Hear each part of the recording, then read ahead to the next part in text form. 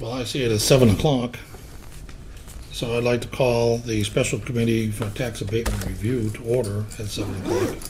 Sitting on this committee is myself and Councilor DeSimone and Councilor Bennett, who are here live tonight. Before we get into some specifics, I've invited the guests, City Assessor Julie Hobson, to appear before the committee and council to go over and review a document that she prepared for our review earlier this week. If you come to the podium, please.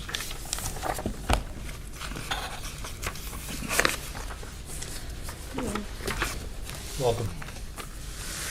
So, Julie, I'm referring to the document that's headlined, What If Scenarios, Clause 41C, Senior Means Tested Exemptions.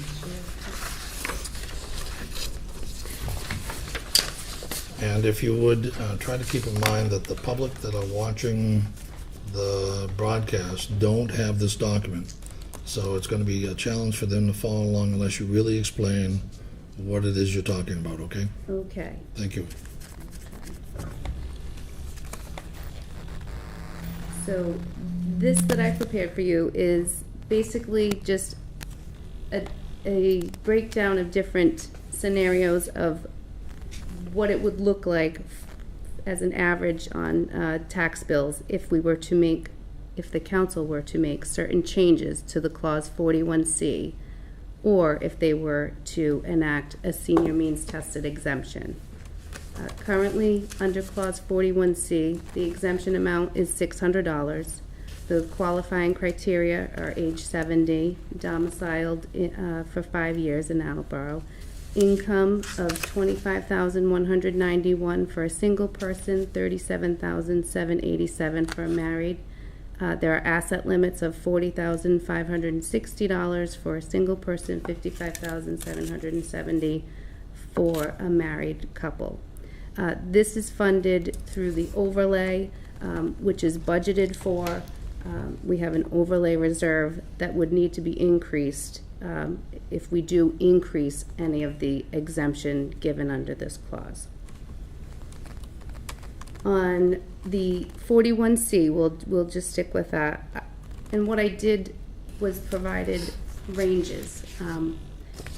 With all of the variables that are involved, it's very difficult. I would never want you to think that you would be committing a specific number of tax dollars. It could change year to year. It can change based on the number of participants that are accepted. And it would change for people based on the value of their house. So the dollar amount would be spread out amongst the entire tax base, and they would each see a bit of an increase in their tax bill. The first scenario I gave was if you increased the exemption from $600 to $700. And I used a range of 110 to 150 qualified participants. We currently see around 120 each year, so I thought that was a good range to use. Based on that, and based on a range of assessed values from $250,000 to $550,000, the estimated increase on an annual basis to a single family tax bill would be about $1 to $4. That's based on, again, the $600 to $700 exemption amount. It would mean an overlay budget increase of about $5,000 to $33,000, again, depending how many people do actually qualify. The second scenario is what if we increase the exemption amount to $1,000? Again, based on the 110 to 150 participants, that would be a range of $38,000 to $78,000 increase to the overlay.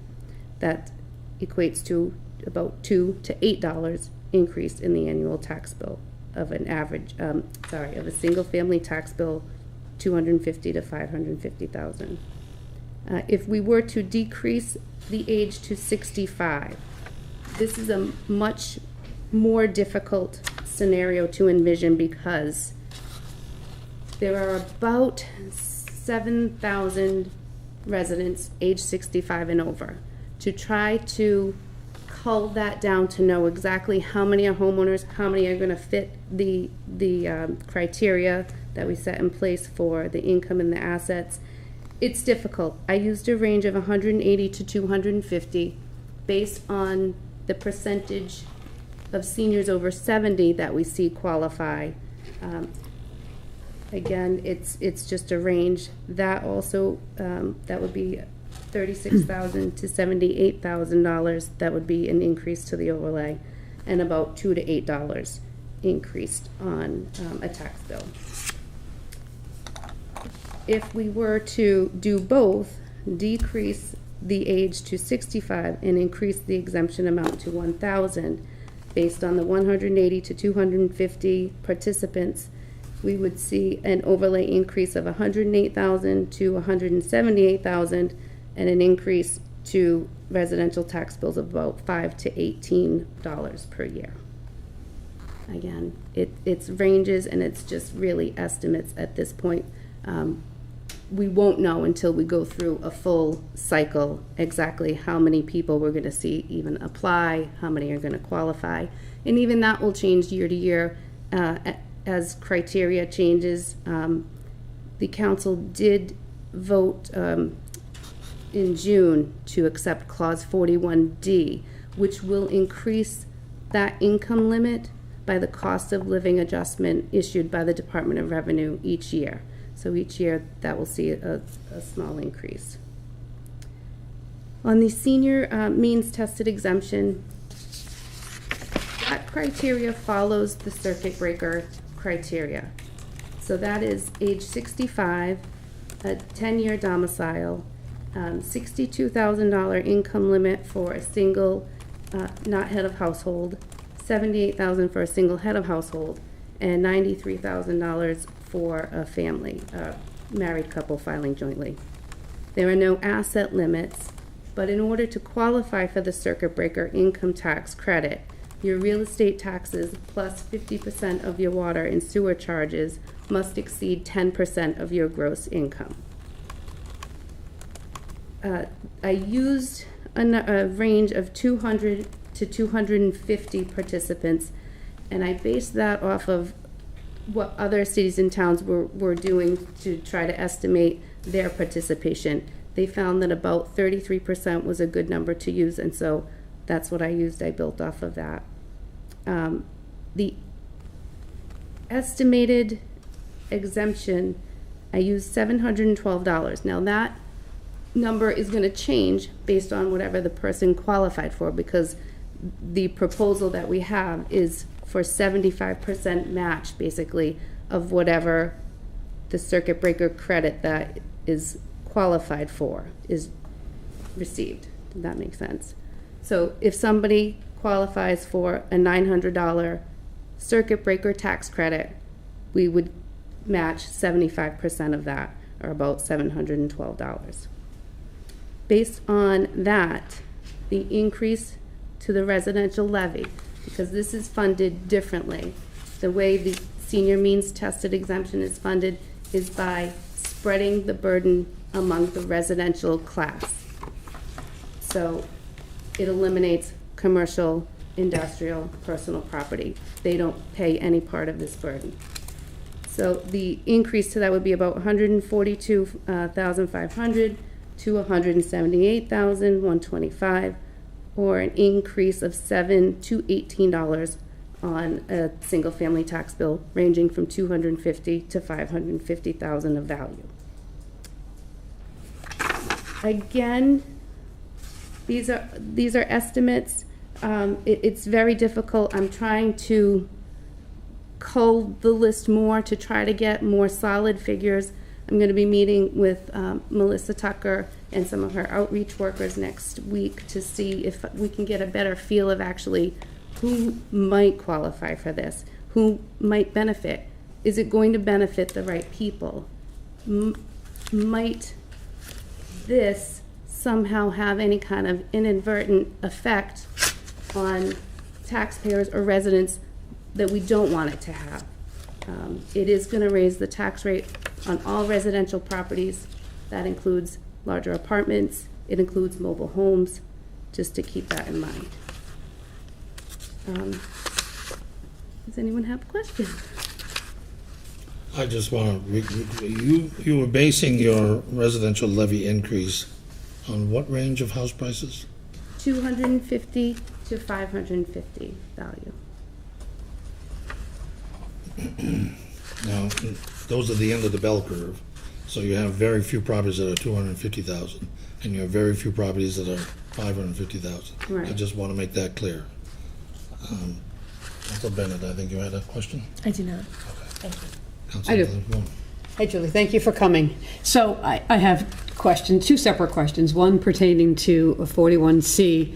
As you may recall at the last meeting, I'm inclined to not favor reduction in age for reasons that we've discussed before. And I know you and I spoke on the phone earlier this week about what you and your expertise ideally saw as the better move to do this instead of increasing, and I believe you also say it in your letter, instead of decreasing the age, you propose. I would say increasing the amount that you're giving to the current people who would qualify. Again, not my decision at all. You know, it's the decision for the council. It's just my opinion. And I would say that it's better to put more thought and do more research on something. Holding off on something doesn't mean it won't eventually happen. But my personal thought, what I would personally be comfortable with, is an increase to the amount. It's a more known fact. Known fact. Right. And I would say it would be very difficult to give something, find out it's too much of a financial burden on the city, to try to take it back. You know, you don't want to, I wouldn't want to, personally. Chair Conte, can I continue? I have a couple of please do. Okay. You have the floor. Okay, so along that vein, would you suggest, and again, I still have questions about the senior means, but would you suggest, for example, we increase to 6, see what that results in, and then maybe down the road a year or two, we explore increasing it again to the 1,000? Like, do it in steps, Julie, as opposed to one big jump? I would, if it was my decision. I'm deferring to your expertise, my friend. I would do an incremental step. Okay, the 6 to 1,000, or do you have other increments in mind, or you need time to think? I would maybe want to run some more numbers, but initially thinking 800 to 1,000, something like that. Okay.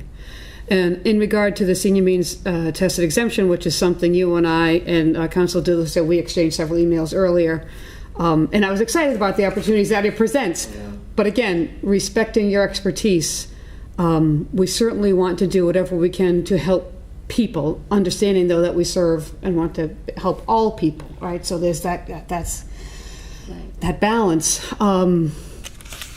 What do you think about that right now? Is that something we should do now? Should we wait? I would prefer to have more time to research. Okay. Like you, was excited and said, yeah. Oh, that's going to be great. But the more I think, and I like to think about things a lot, probably too much sometimes, the more questions that pop into my head that I want solid answers to before I would recommend it. And there's also a bill up at the House that just got reported out of committee favorably that is something like this. It's a cap on senior assessed values over the age of 65 with income limits. I know it's floated around up there for a while. I don't know what might happen with that, but it was just reported out favorably, so that might be another option to look at, you know, over the next few months if something moves with that. Okay. Thank you, Julia. I appreciate your honesty and your expertise in this regard. Thank you, Chair Conte. So do we have any other questions on what we have in front of us, Chapter 41C, or senior means? Because Julie, I have a question about the another measure that while you're standing there, that the committee is dealing with, and that is a trust fund. Have you had any conversations with either the collector or the treasurer? Yes. Can you enlighten us what you've learned? We did have a meeting, the city auditor, the treasurer, the collector, and they would, on their end, because it would be administered more through the collector and treasurer's office. Those would be the most impacted offices. So they were doing more research. I know Laura was looking in to see if it had to be an actual trust fund that needed to be set up. We have not met again on that. I wanted to give them some time, and they need some time to do their research. But it is being looked into. I know Zaida, the collector, was looking into seeing if something could be put as an insert with a tax bill or not, or if we would try to change the form that the tax bill goes out on. That didn't seem like a great option, but we are looking at it. I don't have any definitive answers on it right now, though. Thank you. So, one thing I forgot to address is that back to your sheet, when you're talking about so many dollars per single-family tax bill, that's not actually the way the budget works. So it's not the case that if the council were to pass a measure, 41C, where we increase, say, 600 to 700, it's not the case that a single-family tax bill will go up $1 or $4 because of Proposition 2.5. So what actually happens is that the single-family tax bill isn't affected at all, and instead, between $5,000 and $33,000 comes out of the general budget. You see, the mechanism for which it gets funded is not the case that a single-family home is footing the bill, because your levy is fixed. That's right.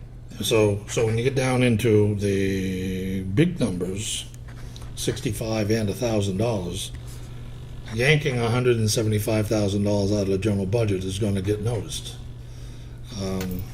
with a lot of resistance from our chief financial officer and mayor, because that's 4 teachers, you see, 2 policemen, 2 firemen.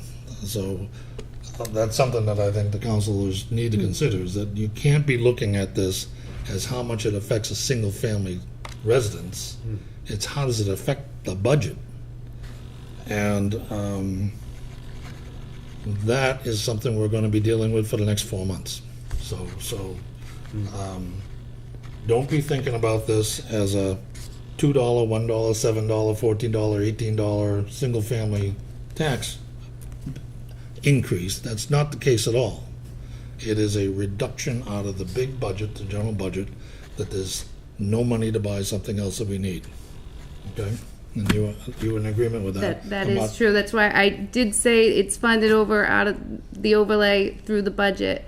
But you're right. When I put these scenarios together, it appears otherwise. So you're 100% right. So does anyone have any other questions for Julie?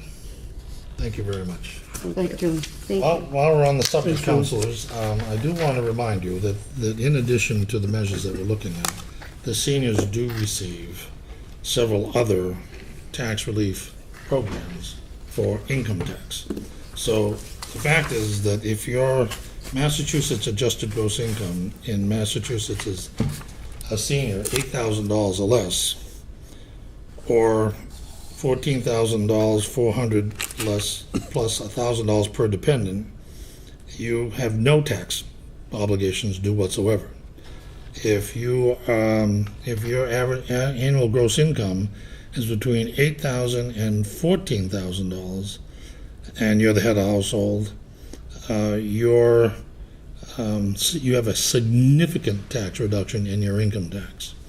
If you're age 65 older, and you're entitled to a $700 exemption if you're the head of household and your income is less than $8,800. So there's several measures inside the tax code for income tax for seniors 65 and over that has already given them a lot of relief on their income tax payments.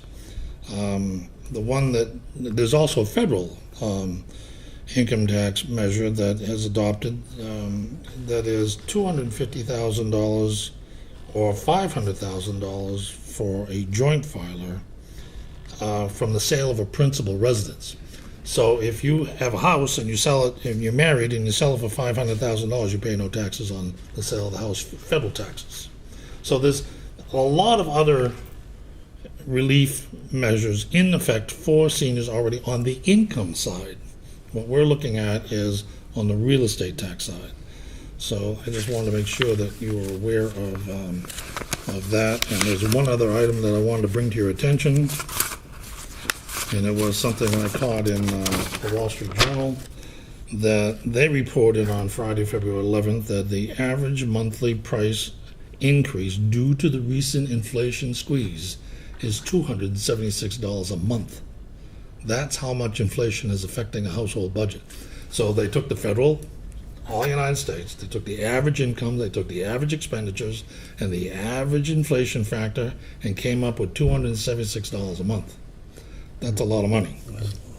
So the reason why I bring this up is because exactly what Councilor DeSimone said. We're looking at helping people, and we're looking at helping all the people.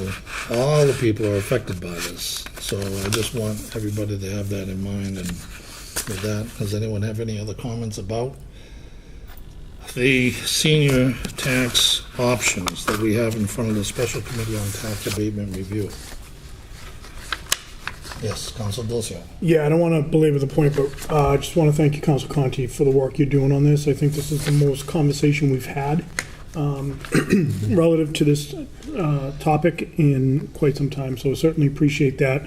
And I think you're right, Councilor DeSimone, it's an extremely big balancing act, so there's a lot to look through. I appreciate you not rushing through it. Thank you. You're welcome. So, I'm not going to bring any motions out tonight. Councilor DeSimone, Councilor Bennett, yes? Chair Conti, how do you see this proceeding? Is it going to be an ongoing conversation as things come up, or you have an agenda of some sort? Where are we going? I would like the council to have some discussions about this in 2 weeks. Okay. Let it absorb, let it sink in. Take into account everything that I've said tonight. I also am sending a letter to the city solicitor to ask her whether or not the last measure in our committee business, the measure for Attleboro to create a local property tax freeze program, is legal. I believe that's unconstitutional against the Massachusetts Constitution. So that's only what I know, and I'm not a lawyer, so I want her to comment on that issue. I am keeping up with the legislation that Julie talked about that's in the State House, because I'm on the legislative subcommittee of the Massachusetts Association of Assessing Officials, and so I get all the notifications of all of the things from their lobbyists. And so I'm on top of, and what she said is absolutely correct, that measure that has just passed the House has been submitted for 14 years. Yeah. And typically gets submitted every January, and it gets into committee and dies in committee. This time it went into committee, passed the House, but it could die when it goes to the Senate. So don't get your hopes up. The final thing that is that the discussion on the taxation aid fund, you heard Julie say, essentially, the treasurer, the collector, the auditor, and the assessor had never heard of it before. So none of them have any familiarity with it. The closest is the treasurer, because she's chairperson of the trust fund. So she fully understands how trust funds are established and operated. And this one is a different animal in a different cage. So while she has all these trust funds, and if you can imagine all these animals in all their cages, this one comes out of the blue and it doesn't match any animal in any cage in her repertoire. So this is totally something different. So don't expect any activity on that trust fund soon. We all have to learn what we're doing.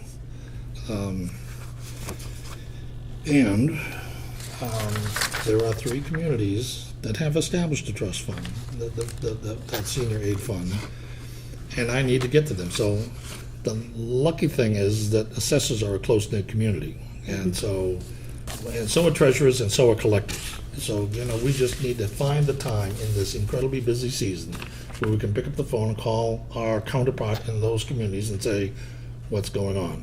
And unfortunately, because it's budget season, it's a crazy, crazy time in City Hall.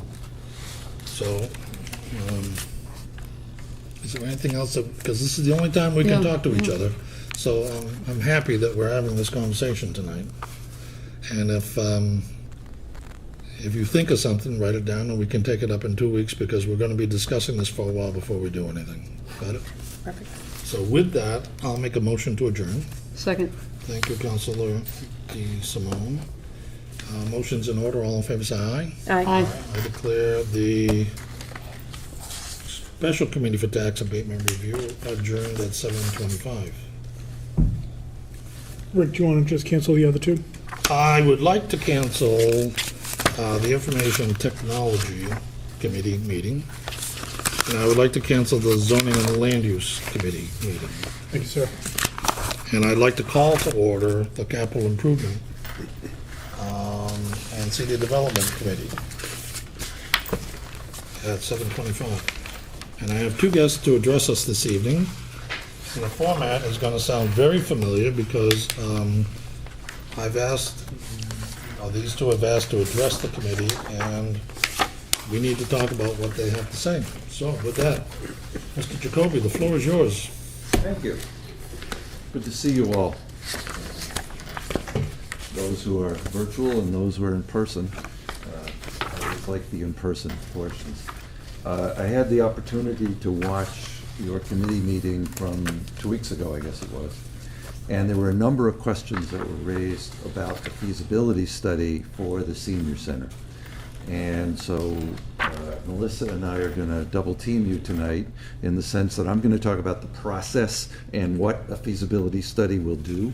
And she's going to talk about what the senior center's needs are, because that's what we understood you to have many questions about. So let me say that feasibility study answers three basic questions. What do you build? Where do you build it? And how much is it likely to cost? A feasibility study generally will take 9 months to a year to complete, because those are difficult questions to answer quickly. You need to interview all of the stakeholders to understand what it is that a senior center should be in the near term and the far term, because we don't generally build buildings for 5 years on a horizon. We try to build them for 50 years on a horizon. And so I know that what the senior center did back when we converted that fire station, which then had been an annex to City Hall. I think Public Works was upstairs there, if I remember right. When that building was converted, there was a lot of meals and bingos and other such things, and I understand from Melissa that's not the case anymore, that the functions are different. So we need to spend a good period of time understanding what functions this building would need to accomplish in order to understand then how many square feet you would need, which would then drive the decision as to where to put it. Now, I know that there are three things that the mayor talked to me about. One is, would we knock down the current building and do something, for instance, where you built parking underneath and built several stories up? We'd certainly look at that. Sounds expensive, but you never know. I think two of the more likely locations are at Highland Park. The location at Highland Park has the advantage of having some virgin territory, so that if we were to design a building from scratch, there's space there that you could build it. There is also the clubhouse. The clubhouse has certain advantages in that it exists. It has certain deficits in that it wasn't designed to be a council on aging, and it's, from what I hear, there's been a lot of deterioration there since the country club left.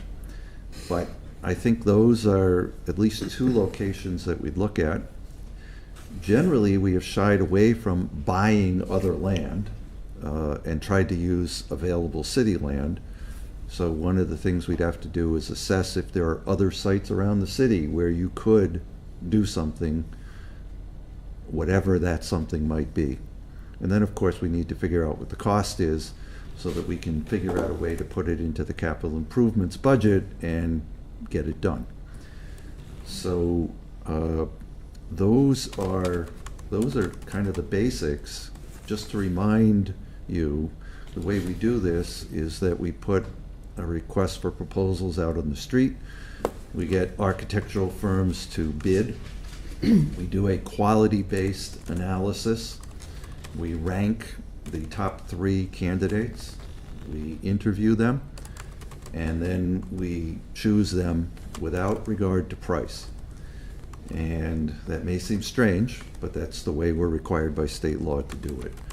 Once we know the firm that's finished first, we can open their price envelope and we can negotiate a contract with them. I know the mayor's asked for $150,000. I am hopeful it will be less than that.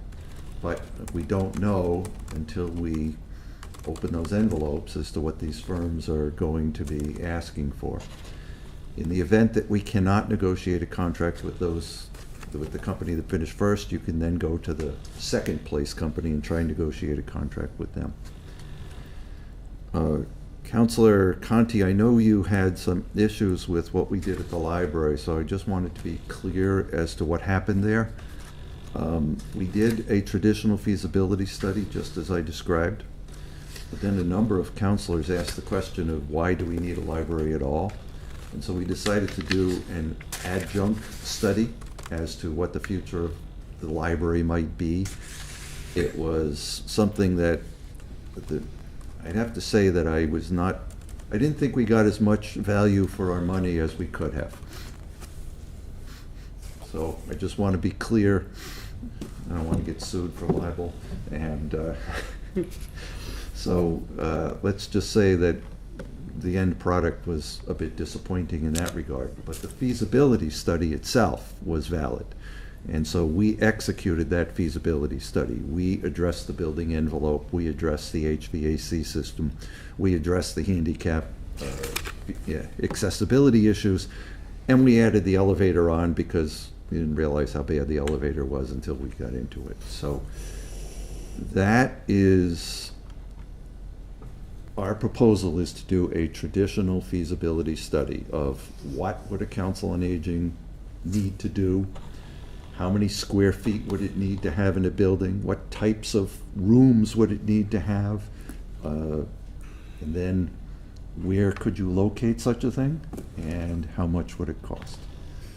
So I don't know if you have questions for me. I think you have more questions for Melissa on the what part, but I did No, want to actually, I have let you questions know for you. that. As chairman of the building commission, you are highly qualified to talk about good and bad feasibility studies. So you go back to your basics. You said in the beginning, I was looking for papers and you didn't have my full attention. You said there were 4 criteria? Three. What would you build? Where would you build it? And how much would it cost? So, before you go out for an RFP, you have to make some decisions about what, where, and how much, correct? Well, you have to write a scope of work Correct. for the architectural firms to bid on. Correct. So in that scope of work, which is going to drive the whole project, Yes. think back to the animal shelter. I think that's the last new building that we've built since you've been on the building commission. Am I correct? I'm not coming up with anything new other than the high school. But of course. But yes, I agree with you. And the two, the animal shelter and the high school, represent 2 very different approaches to the scope of work to define the feasibility study. Would you agree to that? Yeah. So in the Attleboro High School, it was a what, where, and how much to the limit. Everybody put in what it was that they thought they would need in a new high school knowing that the Massachusetts School Building Commission would pay certain acceptances and not pay for other certain acceptances, and the committee and the people writing the scope of work decided that they would be willing to pay for a few of the things that the Massachusetts School Building Commission would not compensate them for because they really needed them. Am I off track or am I on track? That wasn't really part of the feasibility study. That was part of the design that occurred after we brought on the owner's project manager and the architect to, So this is after the feasibility study? yes. So Okay. after the feasibility study is over, then you go to the next phase. So let me just say that the reason you do a feasibility study is that an architectural contract is usually a percentage of the expected building cost. And the higher the cost is, the lower the percentage is. So for the library, I think the original contract was $125,000 based on a projected $5 million deal. That was, and then we, no, let me amend that. The 125 was the original feasibility study, and then we paid an architectural fee on top of that. But what you don't want to do here is say, oh, a senior center is going to cost $10 million.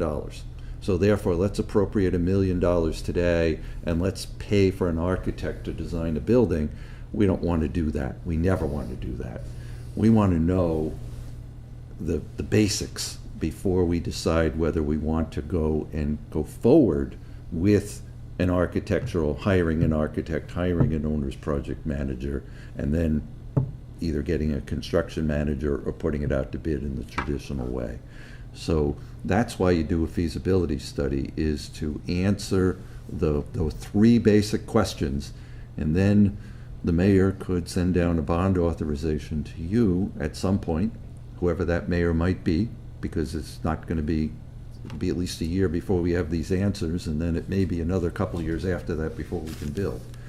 But we would then go through the process of, again, hiring an architect, and it could be the same one who does the feasibility study. You're allowed to carry them over if you like the work they've done. We'd have to hire an owner's project manager if this costs more than $1.5 million, which I'm sure it will. And so that's when you get into the real nitty-gritty of design. That's when the high school project. Let's back up and get back to the feasibility study. Yeah. Because what I want to focus on is the scope of work. Yeah. For the feasibility study. In designing a scope of work, is it on the onus of the senior center to put together a syllabus that outlines the programs that they do, the number of people they have, the meals that they serve, the activities that they do, the space that they need? Yes and no. So where is the onus on the senior center to feed the scope of work? We would like to have as much information from them as we can at the beginning, so that we can make sure that whoever is bidding on it understands the types of things, and we can make sure that whoever's bidding on it has experience with the types of things that we are envisioning in a building. That is the yes part, I think, to the question. The no part is that we're not going to design the building in a scope of work. So we're not going to say, we need a building of 7,500 square feet or something of that nature. We're going to leave that to the process to figure out. But we do want them to know the types of things that we're looking at and make sure that the person bidding on it knows what they're doing with regard to that. So you would detail the number of people that are expected to use the facility? We would want to have that information available. It doesn't have to actually go in the RFP, but we would want to have that supplemental material available to those who are thinking of bidding on it, so that they can actually come forward and say, we've looked at what your needs are. So when you write the scope of work to go out for an RFP, the people who are going to respond are probably people who've designed senior centers in the past. We never, it's terrible to say this, but we never want to be the first one that somebody's ever done. And I understand, how do they ever get experience? But we'd like someone else to have the learning curve, not us. So one Attleboro resident asked me, Richard, Newton just built a $16 million senior center. Why can't we just buy those plans and put that in the Highland Park? I think that you couldn't buy those plans because they're site-specific, and we couldn't legally go out and buy those plans anyway because we have to go through the process of designing. But the idea that whoever was the designer for that would want to bid on our project would be of interest to see, and I just don't know if a $16 million senior center is the Taj Mahal that they wanted in Newton, and maybe not what we want here in Attleboro. You know, so I don't want that number to take on a life of its own. But what I do want to say is that we really need to know, when we get into that feasibility study, you know, what is it that Melissa is envisioning is going to be happening in this building, and have the architect then tell us, how does that translate into square feet? How does that translate into larger open spaces, smaller office spaces, all of those things? We certainly know that we need to provide parking for a new senior center. There's no doubt about that. I mean, when we did that one over on South Main Street, the idea was that everybody would probably take a bus. And as a senior citizen, I would only drive, I wouldn't take a bus. So there has to be an opportunity for a period of time where the architect gets an opportunity to speak with Melissa at the senior center to figure out what those are. And it's not coming from the scope of work initially, correct? That is correct. Okay, so we write a scope of work, it goes out for an RFP, an architect is the lowest bidder, he gets picked, then Not the lowest bidder. Okay, It is quality-based. We have to choose the best person that we think is qualified, and we can't open their pay envelope until we've chosen them, number one. that's why there are books circulated on the firms, and people would select the firms based on the books that they got. Is that? Yeah, so for instance, if we got 10 firms that bid, we would then review those books as a group. We would then shortlist it down to 3 and interview 3 firms. And then at the end of that night, we would rank them 1, 2, and 3. And then once we did that, then Jeremy could open the envelope and we could see whether they wanted 150 or 100 or 200. And so who is in that panel that's getting the books, making the decision? Is that the building commission? Yes, but we always allow the end user to sit in.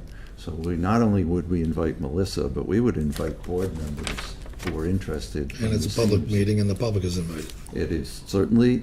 We'd like to have it in this room, but we've been having them virtually lately. But we would certainly invite the board of directors from the senior center, any of them that wanted to sit in. It's always interesting to get other viewpoints. They don't have votes, but we like to hear their viewpoint. So can you tell me where the $150,000 number came from? Were you a part of that? I was not. I believe that was probably a number that Jeremy Stoll came up with, but I just said probably. Right, I heard that, probably. Councilor DeSimone. Thank you, have the Chair floor. Conti. Jack, thank you. I appreciate your expertise, but my concern and my question, and although I can't speak for Council Reynolds, I believe one of the things I've been thinking about, and I've spoken to the director of the COA, how come we can't propose locations? And because I've seen other feasibility studies where they in fact evaluate locations that have been proposed by the municipality or the organization. All that has been proposed to us is Highland, Highland, Highland. If the $150,000 results in something that's not feasible at Highland, what have we gained? there's no other option on the table. So I guess my point is this, my question is this, why aren't there other properties listed? Is that not something traditionally done in a feasibility study? Melissa listed those two in a narrative that I think she distributed to you through Virginia, is that correct? I saw Highland, if I missed the second one. Yeah, so it was Highland new and Oh, Highland, right. and Highland Yep. existing. That's it, so those are the two options on the table. Those are two options of many. I just don't know what the others are.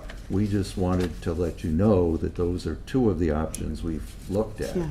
But there may be other city properties where this could happen. But is that up, and forgive me, so is that up to the people we hire to find those properties, or do we kind of, I was under the impression we would put on the table A, B, C, D. These are the properties where, that COA is interested in, and evaluate those. No, How do they find the properties then, Jack? Like, they talk to various, start with the mayor's office and ask what city properties might be available and would we consider buying a property somewhere. And that obviously adds to the cost, and we've tried to shy away from that. But, for instance, and I'm not saying this is an option, but we have areas near the water tower on Ides Hill. We probably have areas at Oak Hill. There might be an area behind one of the existing schools. I don't know. yeah. But I tend to not want to limit the options. I tend to want to make sure that we've explored everything we can explore before we come back to you and say, this is what we think is the best. I guess if I may, I would just say, I guess I disagree on how that's done. I always think we'll get the most bang for our buck if we have the menu on the table, and what you're suggesting in your experience is, no, leave it open and let them figure it out. So I guess that's where we're just looking at it from different I perspectives. mean, just as an example, with the animal shelter, we knew where it had to be. Yeah. And we knew we had the space, so that was the only place we looked at. But with the high school, we looked at a half a dozen different sites around the city that it possibly could have been built at, and decided that right next door was actually the best place. But that is, one of those things where I would just want to be able to stand here and say to you, we have done our due diligence, we have done our homework, we know that the place we're proposing is the best place to put it. And I would hate to say that we just decided to put it at Highland because it was the easiest. It's not the way I try to do business. Mm-hmm. Agreed. Yeah, that's not what I was suggesting, but like I said, just a difference of perspective on it. But thank you for your comments. All set. Thank you, Chair Conti. I'd like to go to Councilor Reynolds.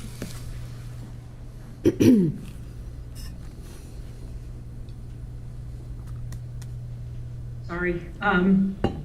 So I was kind of in line, so I am thrilled that Councilor DeSimone asked that question, because I was, although I think Highland myself is one of the greatest spots to put this Council on Aging, I think one of the options I thought for a feasibility study was to give options to the final person that was chosen, and then they would say to us, hey, this is the best spot or the most inexpensive spot or whatever. So with that explanation, Jack, I appreciate it. And as I look at, which Melissa may come and explain some of these things to us also, she has all the programs and whatever that she added, as well as the letter about Highland. But I'm back to my concern that where are the numbers? Like, why are we choosing these? Because some of these, to me, look like a Council on Aging from 50 years ago, and not necessarily what a Council on Aging, not all of them, but some of them, what a Council on Aging to do would be want. And yet I'm looking at all of these, and I have no idea how many people show up for any of these. And is that only because there's no parking, or is that because people just don't want to do that anymore? I mean, are people really going to the Council on Aging today for sewing lessons? Do they go for bingo still, like they did years ago? Are they going for monthly movies? And how many people? Is it 3? Is it 25? Could it be 35, but we don't have enough parking places? I mean, where do we get those numbers, and who's in charge of that scope? Okay, so I think the first part of what you're saying is should be directed to Melissa as to, you know, what the programs are and how many people use them. I can just respond to say that it's part of our job to sift through these things and decide what square footage is needed in a building. Because if there is a program that only 3 people are using and is likely to die out, we would not want to design space that took that into account. On the other hand, if the Council on Aging convinced us that there was a particular program that could have 100 people using it if only they had the space for it, then we need to take that into account. So that first question, the what, drives everything else. You can't do anything until you know what the what is, because you can't decide where to put it unless you know how big it has to be. And you can't decide what it's going to cost until you get there. And I agree with you on those points. So I guess when you say we have to determine, who is the we? The Municipal Building Commission is charged with guiding this study and coming up with a product that we feel confident we can present to the mayor for funding and to you ultimately then for funding. That's what we do. I'm sorry, Jeff. So does this, do these numbers or this that you're going to decide with additional support happen before the feasibility study, or are these the numbers given to the feasibility people, or is this after we say okay to it? If you say okay. When do we learn the numbers? Like right now, I have no clue. I have no idea how many people go to each one of these functions, and I certainly would like to know that. Well, and I don't blame you. So, but let me just say that the Municipal Building Commission's role is to guide the process and guide those interviews and understand critically what each function is that's proposed for the building and why we're going to include it or not include it in coming up with a preliminary design that we can then put on a place and put a number against. So as I said to the chairman earlier, we don't really need in the beginning a comprehensive listing of what it is that a senior center would do. That's the process that's going to take us 9 months to a year to figure out. And that's why you do this, is that you spend a relatively small amount of money, 150 or maybe less, to come up with a program that everybody can get behind, a location, and a cost. And that's what you do. So that, in the beginning, you want to have some information to start out with, so the architects know what it is you're envisioning and can guide their presentation to saying, yes, we know what a senior center should be. We know that Attleboro does certain things and maybe would like to do other things, but that's really very, very preliminary. It's the feasibility study answers the questions that you have, and it says to you, 100 seniors might use this program in a month, and 100 seniors might use this in a year, and 3 seniors might use this, so we left it out. And those are the kinds of questions that we need to answer by doing this, rather than defining the whole thing in the beginning, hiring an architect and planning to build a building and spending, $750 or $1 million or whatever the cost is on architectural fees.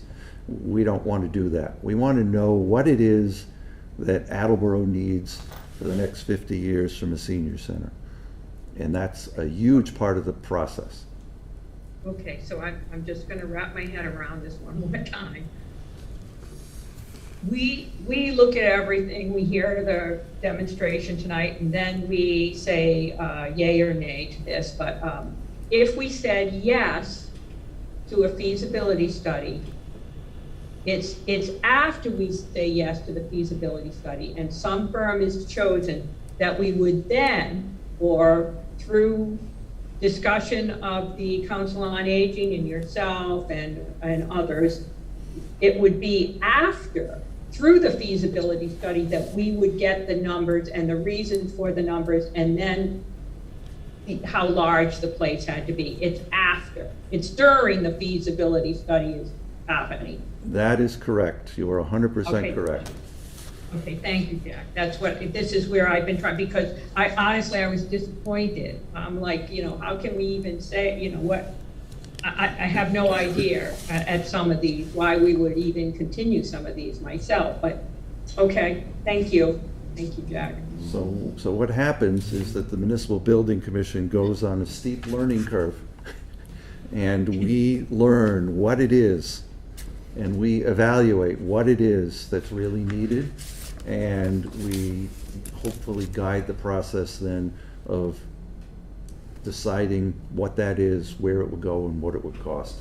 And that's what the feasibility study does, is it gives you a roadmap for the future, but at a reasonable cost compared to just starting the project and hiring an architect from scratch. That. Thank you. And you, if I might, Yeah. and you, Jack, are involved in that throughout. Every step of the way. Thank you. There are, well, Kelly's gone. We may have a new member coming, but there are, 6 or 7 of us, and we're all pretty experienced at doing this. And so we look forward to the opportunity to present that blueprint back to the city and say, if you want to do something, this is what it would do. This is the form, this is the function, this is the cost, this is the location. Thank you, Jack. Councilor Reynolds, you surrendering the floor? I am, sir. Okay. Jack, any other questions for Jack? Councilor Delizio. Thank you, Chair Conti. Jack, thanks for the information tonight. I think what did it for me is just your 3 questions of what do you build, where do you build it, how much does it cost? The scope of work, who else is going to be involved in the scope of work? Is that the Municipal Building Commission as well, or? Jeremy writes it, Yep. usually assisted by Carol Brown. Okay, However, I do a lot of editing, so they send me a draft. They usually look at scope of work, an RFP from other communities, and then we try to take the best of what we see in 3 or 4, put them together into our document. So part of what I do as a volunteer is to help with the writing of the document. In the end, it's Jeremy's document, but I do have a large input. okay. And if I may, Yeah, you have the floor. Chair Conti talked about having firms come in that have experience in this field, and you said you don't want someone to be the first. So I think that would help too, because I understand Councilor DeSimone's point about kind of, here's where we're looking, and so these folks that come in, they're going to have that experience already and a little bit of a resume under their belt. Absolutely. Okay. I mean, one of the questions that we ask every designer is, what other projects have you done in the last 5 years and the last 10 years that are similar, that we can take a look at what you did? Because we like people who have already made mistakes for others and have learned from them. Yeah. And then the last, and thank you for that. I think that question that you just talked about is very important. Last thing I'd say is, in your experience, do you think that the scope of work will include any kind of a directive on refurbishing old city buildings or rehabbing the current senior center, or is that something that you would leave to the company that's chosen? And my concern there is, we have a lot of aging buildings in the city, and I really would prefer not to move into an aging building that's going to be refurbished. We've done that at the Lawson Senior Center. I believe last time was 20 years ago, give or take, where the council was pretty heated. If from what I was reading up on, it was before my time here, but a couple hundred couple $100,000 that went into rehabbing the current space. So I guess my concern is, I don't want to see a situation where we're throwing good money after bad. Absolutely. I think that the building that we have served its purpose for a time, but everything I've been told by Melissa is that it doesn't really serve that purpose anymore. Yeah. And so I would say that rehabbing that building would be off the table. Good. And if there's another building that the city owns that could be rehabbed, we would certainly take a look at it. But that's my concern with the Highland Clubhouse, is that you have to not only look at what's there and what's valuable, but you also have to look at the life cycle cost of running a building. And so if you end up with compromises that cost less on day one, but impact your budget every year going forward, I don't think we've made the right decision then. So what we have always tried to do is to spend a little bit more with bonding money and spend a lot less with life cycle costs. That's been one of our guiding principles, and I would not want to deviate from that unless there was a really good reason. But if you said to us you can't spend more than $2 million, well, then we know what the answer is. Right. But we've made that mistake in the past. This building is one of those mistakes. The addition to the library was another mistake. Both of those were when then sitting mayors put absolute dollar limits and said, this is what you're going to do. I was city solicitor when this building was designed. I wasn't on the building commission, but I do know that Mayor Keene took the plans into his office with a red Sharpie and gave it back to the architect and said, this is what you're doing because we're not spending more than $3 million on this building. Yep. And we always pay the price.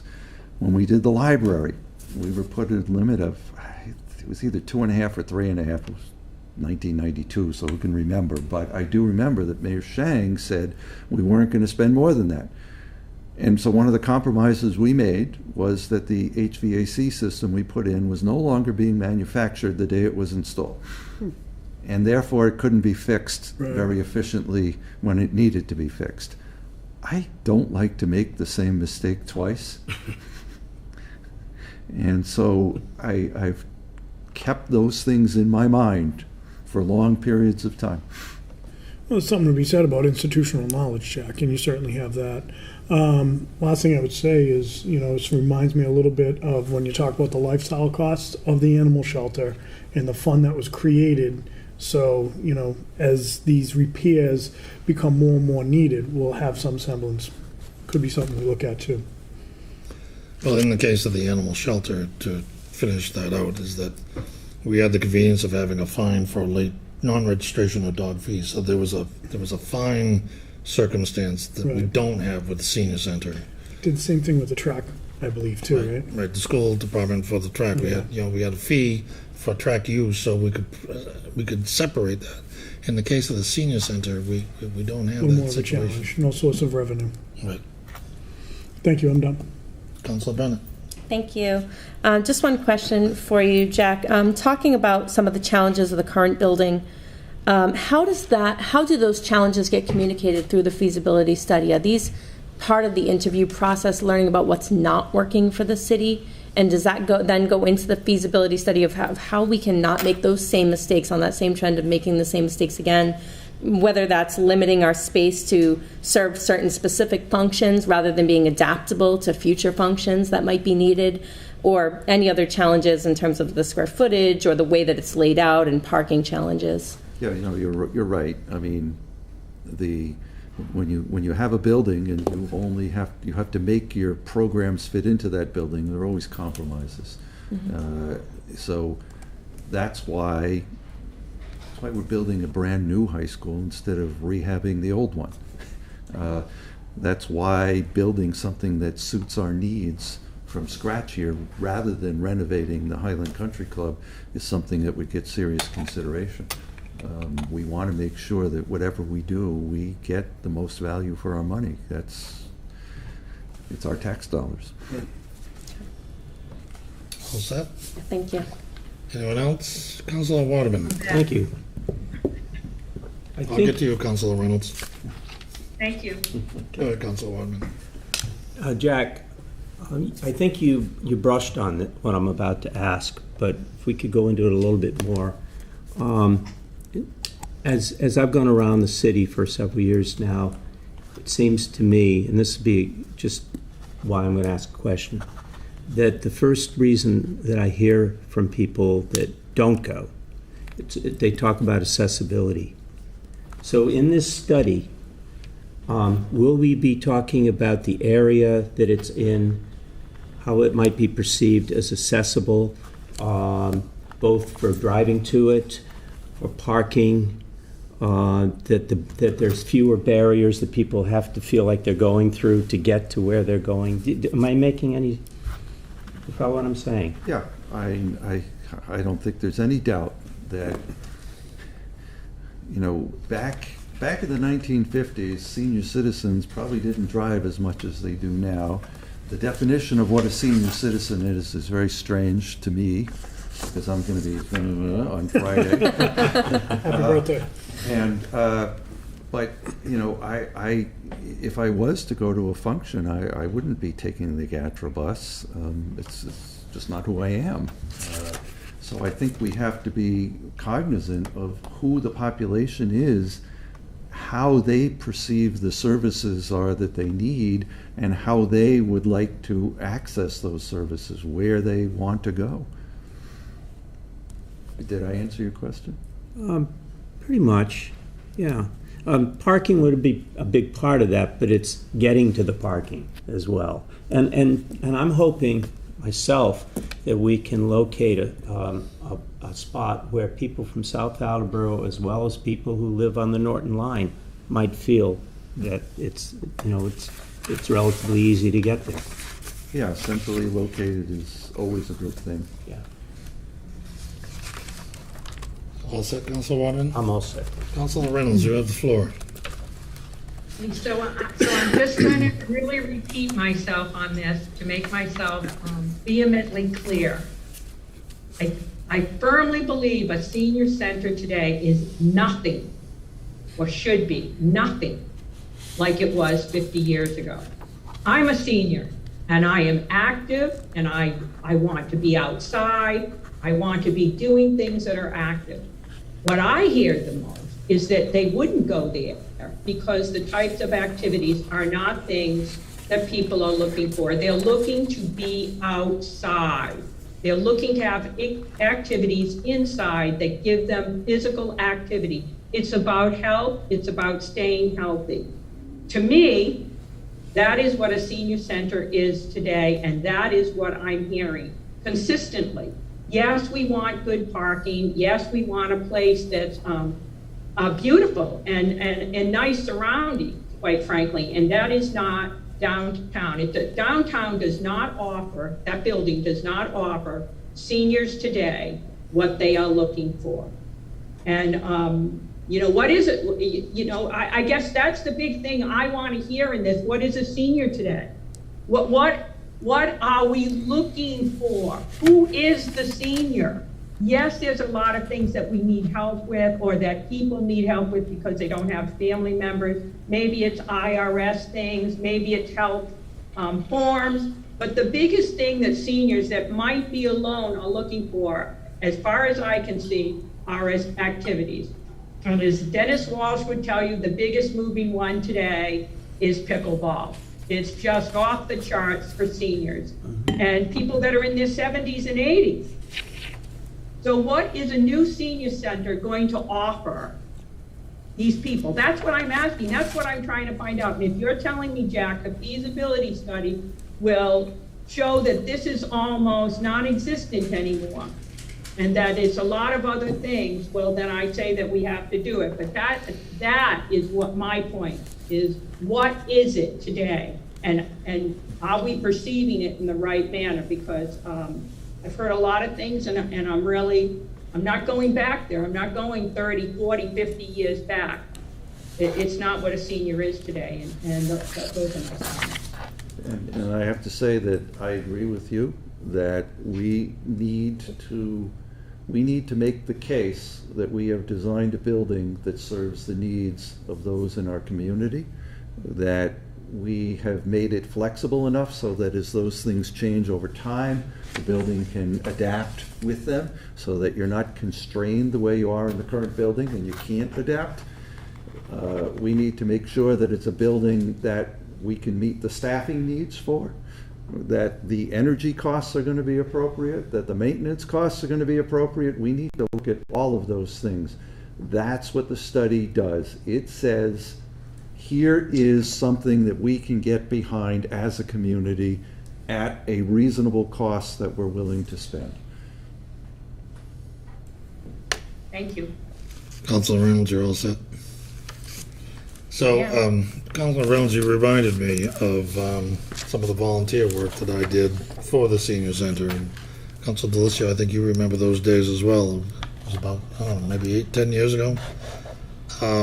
I volunteered to be in the Friends of the Senior Center, and this illustrates your point, Councilor Reynolds, to be in a senior show with my buddy Rusty Darconti and all of the seniors. And we had a lot of fun doing it. And I joined because it was a fundraiser for the senior center. About 3 weeks into the program, I realized the value of the program wasn't the show, it was the rehearsals and the people getting the time they spent together as a team, shoulder to shoulder, learning the songs, learning the lines. And that endeared me to the senior center. Now, over the years, I've been reading the obituaries, and one by one, I've seen my fellow partners in these shows disappear, pass on, and that's a little hard to take. That's who they are. They're at the autumn years of their lives. But there is no Friends of the Senior Center putting on a senior show anymore, and this illustrates Councilor Reynolds' point, is that that's not going on anymore. And it's because the needs have changed, Councilor Reynolds. You're absolutely right. So I just wanted to give you a little first-hand account of that, and I too am a senior, and I don't mind it at all. Does anyone else have any questions for Councilor, for Jack Jacoby? Okay, well, Thank you, Jack. If we Thank could you for have, listening. thank you for Thanks, Jack. thank you for your information. Melissa, come to the podium. You have the floor. Thank you. Thank you for the opportunity to speak, and I hope you all got the document earlier today. I think many are in agreement that the current Council on Aging building is inadequate. It's too small. It doesn't have enough parking to accommodate all of our patrons. It's operationally, functionally, and economically deficient. Several hours a day are spent on maintenance issues with the building and the constant need to adapt and rearrange the main room for programs. On most days, rearranging furniture takes place at least 3 times a day. For several years, it seemed the current location provided an adequate space for social services and programming. The pandemic has really exposed some neglected areas we need to address. Those areas include technology, programming, marketing, accessibility, and space. Many of these issues are also highlighted in the commissioned 2020 Community Needs Assessment that points out that the Attleboro Council on Aging building is the oldest and smallest in the state. We envision a center in the future will provide adequate room for exercise classes and activities. The footprint of Good News Church is actually something to utilize when planning for the new facility. It currently has a kitchen facility, community room, gym, large classrooms, and several offices. Outdoor activities such as picnics, concerts, exercise programs, walking clubs would be more feasible with the new center. More square footage would certainly accommodate larger functions such as meals, fitness programs, crafts, lectures, and educational programs. It should eliminate the need for waiting lists. Currently, our off-site programs are growing and thriving. With larger participation, the programs would be self-sustaining and may actually produce income. A new center would provide the necessary space for current programming and would enable us to improve and service more of the growing elderly population. We hope that social distancing will be in the past. However, vaccination sites and drive-through services may not be. We could utilize or plan a new center to accommodate a service such as this versus the current site that has a congested shared parking lot. Additionally, current confidentiality issues and acoustic problems would be alleviated with carefully planned office space. The feasibility study for a new COA is a good investment in the future and a needed tool to plan ahead for the growing senior population. For several years, we have been turning folks away and have had multiple waiting lists for many programs. The off-site programs at the church have provided an essential Band-Aid and a genuine benchmark that proves if you build it and provide adequate parking, they will come. The study needs to primarily address 3 questions: where the facility can be located, its size, floor plan, and cost. In order for us to maximize our value in the study, the Board of Directors of the Council on Aging and other interested parties have looked at several options. The option that resonates the most is to carve out a piece of Highland Park or renovate the existing building at Highland. It is the best location and would work well in tandem with other plans that are being proposed in the city, such as the amphitheater. Highland is centrally located and city-owned with room for adequate parking. The study should compare other sites, however, it's been difficult to find a reasonable location. Other than Highland, other city-owned land would not be adequate, and other commercial options look to be cost prohibitive. We would ask the study to compare options to renovate versus build and have a cost estimate and site plan for the given sites. The study should offer conceptual designs that include the needed square footage, such as what the floor plan and office space should be. The COA board formed a building needs committee, which has put together a list of must-haves and ideas on office space and activity areas. It should be noted that the 2 stories in the current building present a safety issue for staff and volunteers, with the majority of the programs being held downstairs, the reception desk being manned by several short-term, seasoned volunteers, and a majority of the staff being located upstairs or absent due to off-site programming. Individual office space needs to be considered due to the sensitive nature and confidential information often discussed. What square footage would be adequate now in the next 50 years? Perhaps we include a larger community room that could be rented or shared with other departments in the city. Also, would it be more feasible to share space with other departments? The study needs to address the parking needs, as the majority of our patrons now drive to the center. Our input is necessary, but perhaps the firm should conduct a public forum to obtain resident input. Staffing needs would also need to be addressed.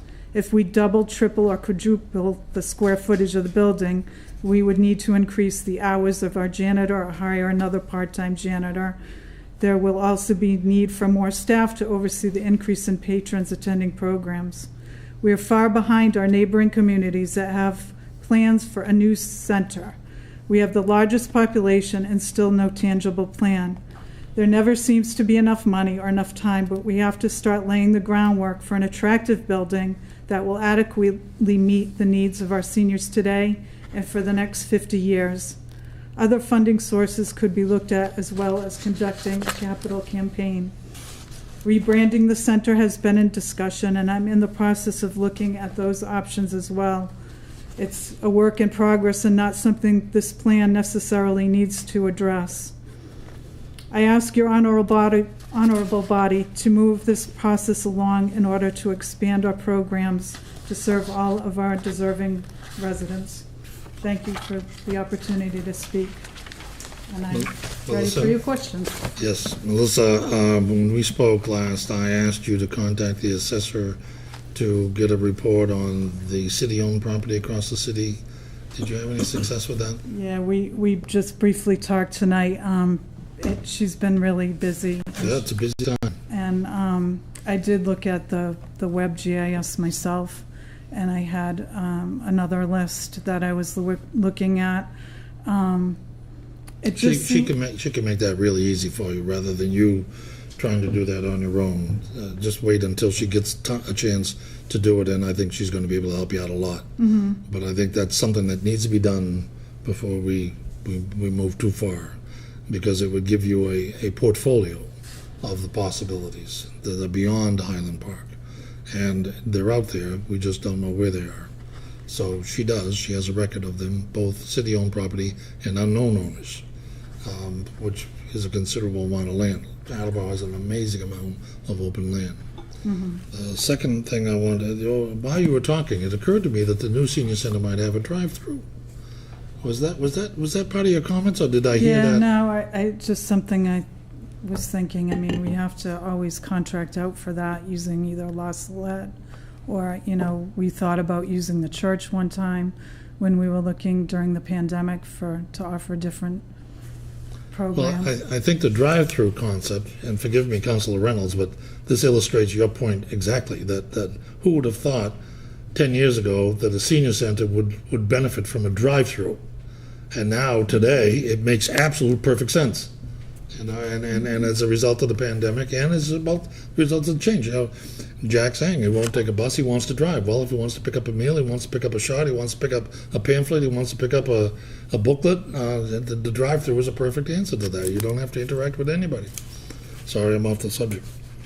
When you talk to the assessor about available land, would you also please discuss with her review of property record cards of seniors that you have enlisted in your programs, so that she, when she gets time, it's not going to happen right away, can review the property record cards for seniors that are in your program to make sure that their assessments are accurate. So she could do desktop reviews of each senior's property, just to make sure that there aren't any mistakes and they're not paying more taxes than they need to. Okay? So, I'm done. Anyone have any questions for Melissa? Councilor Bennett. Thank you.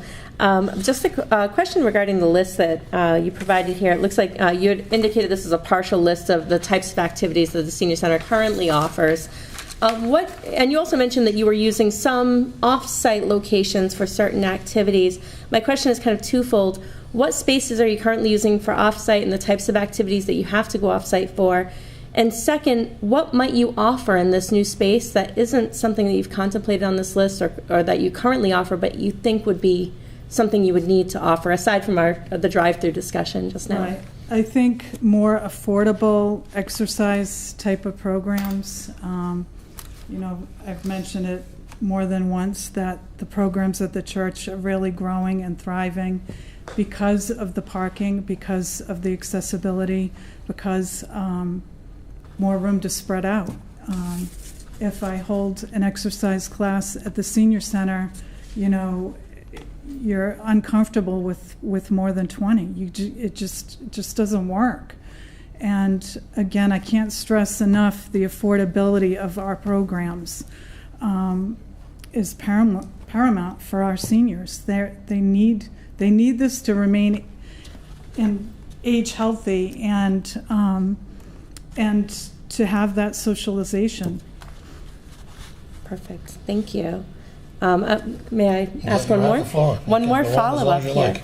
I'm fascinated by the way that the activities have changed, and I'm thinking about myself, 20, 30 years from now, being one of those people that will be using this center. And I noticed that there's a bigger emphasis on mind and body, and the way that we keep our minds and body active.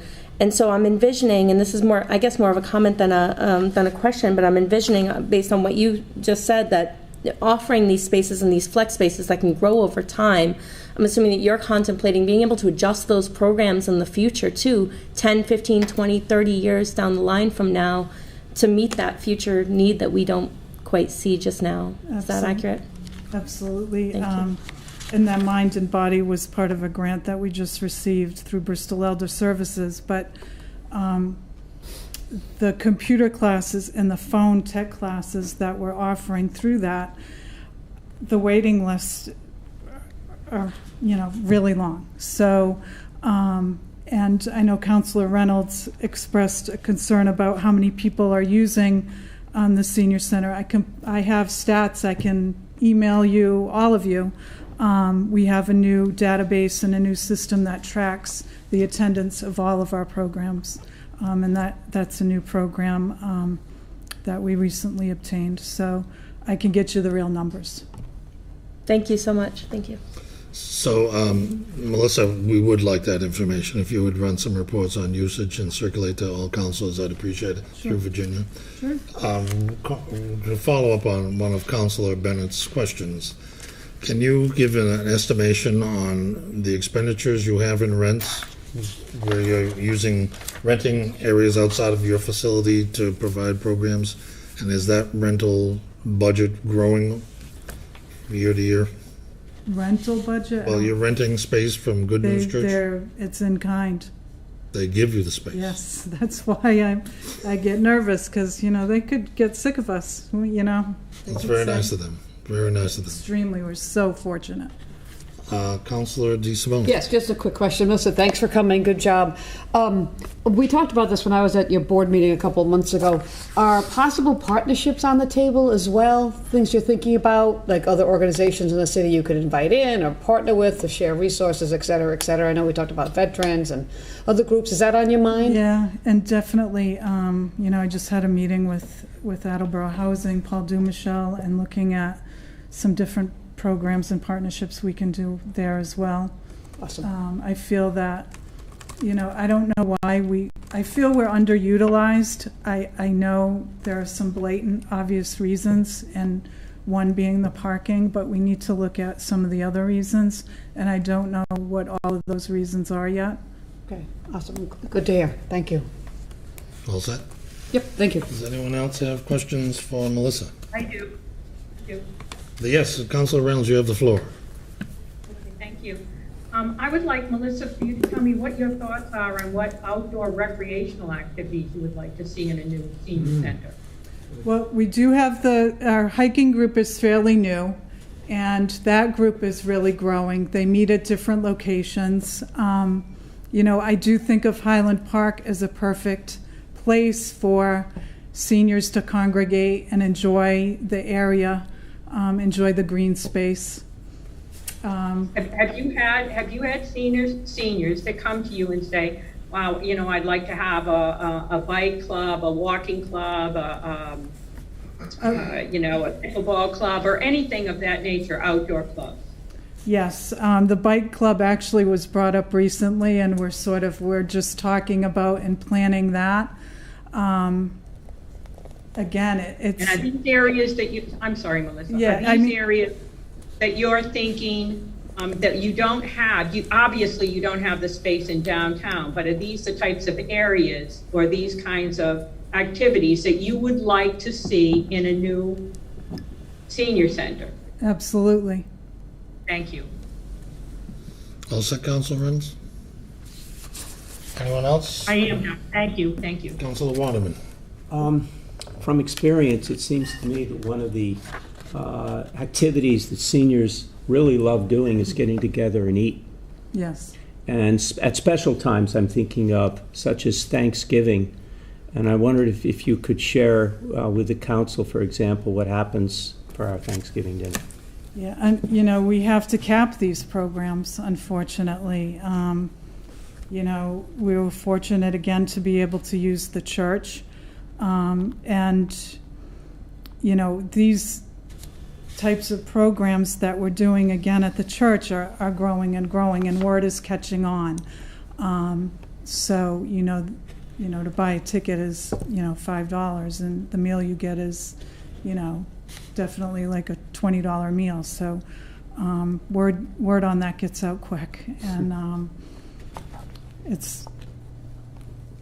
Well, I think of the ice cream social that you had in June or July. That was like the big opener. Yeah. And I personally, that would have been very difficult, I think, in the current facility. Oh, yeah. And it just kind of, it blew my mind how many people came out for that up at the church.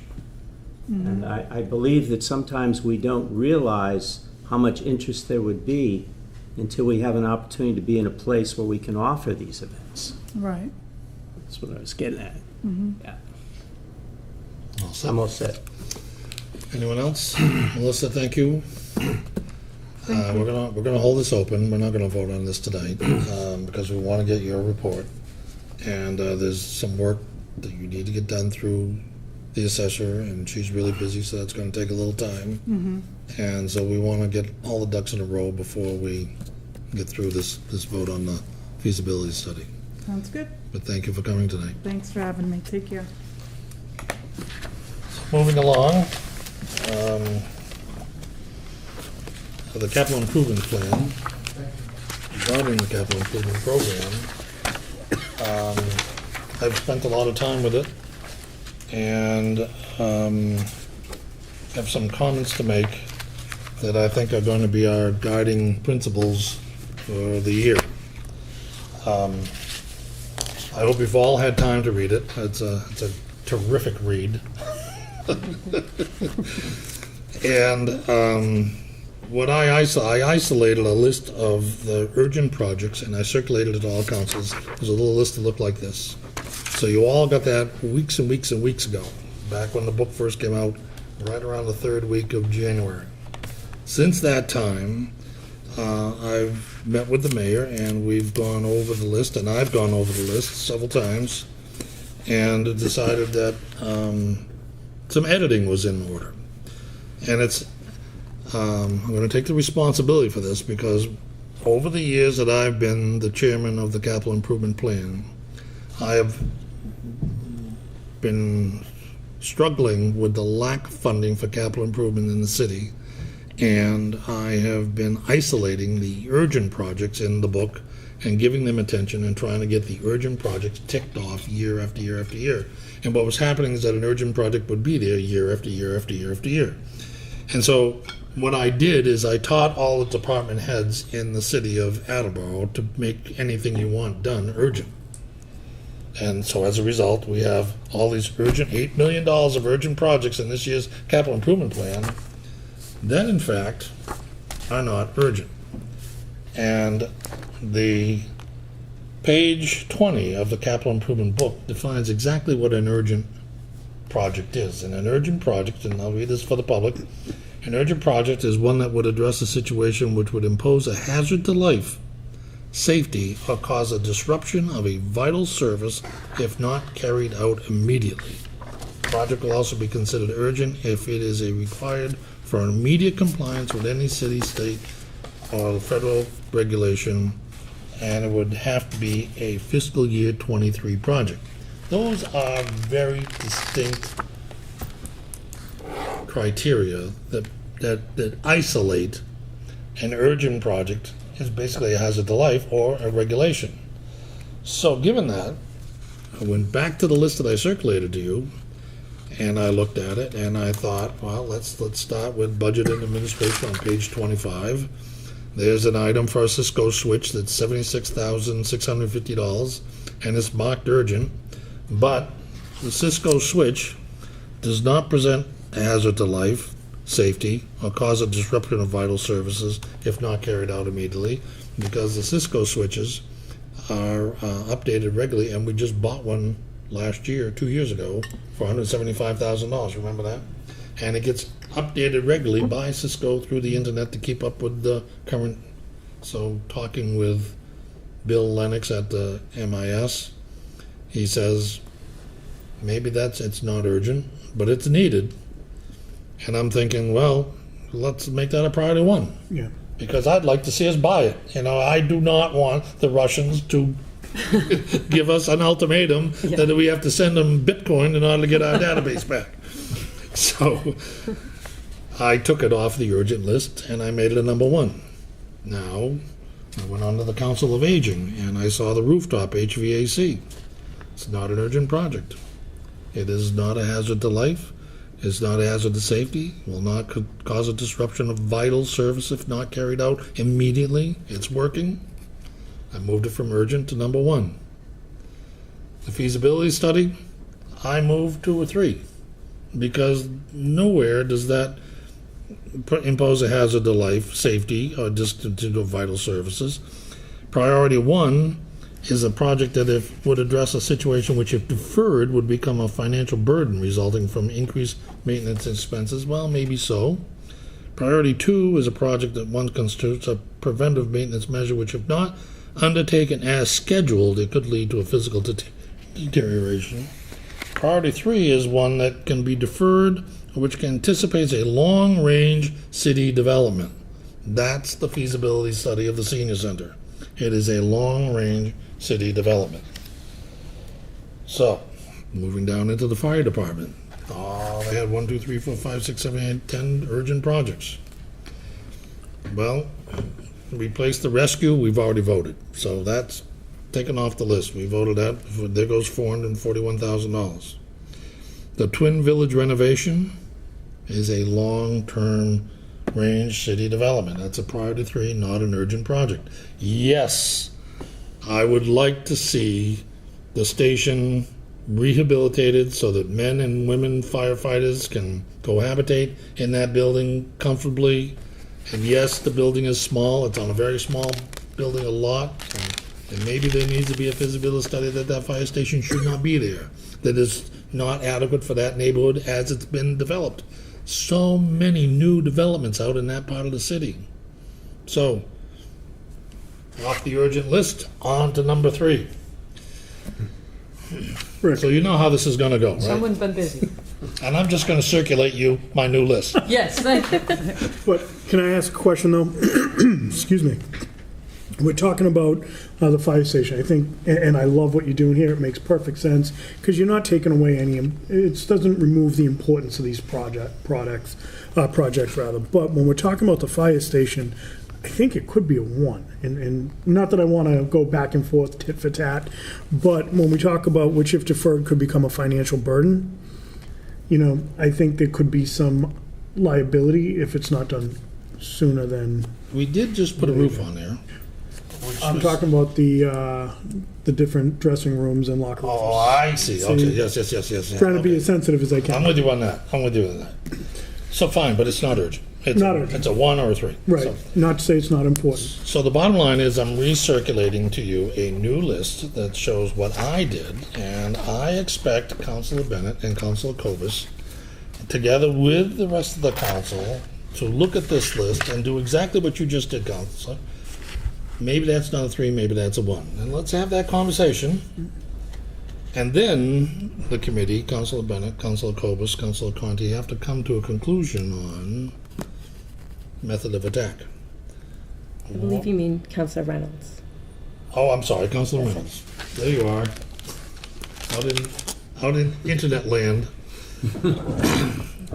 We are going to need to come up with a procedure, a recommendation to the council on how we think we should proceed to get to a message to the mayor and to Jeremy on what should be funded and what should not be funded. So this year, I think that process is a little simplified because of the ARPA funds that we've received and the CARE Act funds that we received and the massive amount of capital improvements that we've done this year and last year since the pandemic. We really ticked off a lot of capital improvements, so especially in Parks and Recreation, that was been needed for years and years and years and years. So we need to have a conversation in 2 weeks about how to proceed from Councilor Conti's list into a letter to the mayor, a resolution to the mayor on what we think he should be looking at for the coming year in capital improvements. Is that in your agreement, Councilor Reynolds? Agreed. Okay, good. Agreed. Good. That concludes the activity on the capital improvement plan that I want to discuss this evening. So we'll get into the 2 motions that I want to bring out of committee tonight. From the docket of March 1st, 2022, I entertain a motion to appropriate $7,546 from account 1000-359-000 undesignated fund balance free cash general government to account 163011000-582-513 recreation building improvements to fund the repair at the Bartek Center roof. Second. Thank you, Councilor Reynolds. So we all got a letter from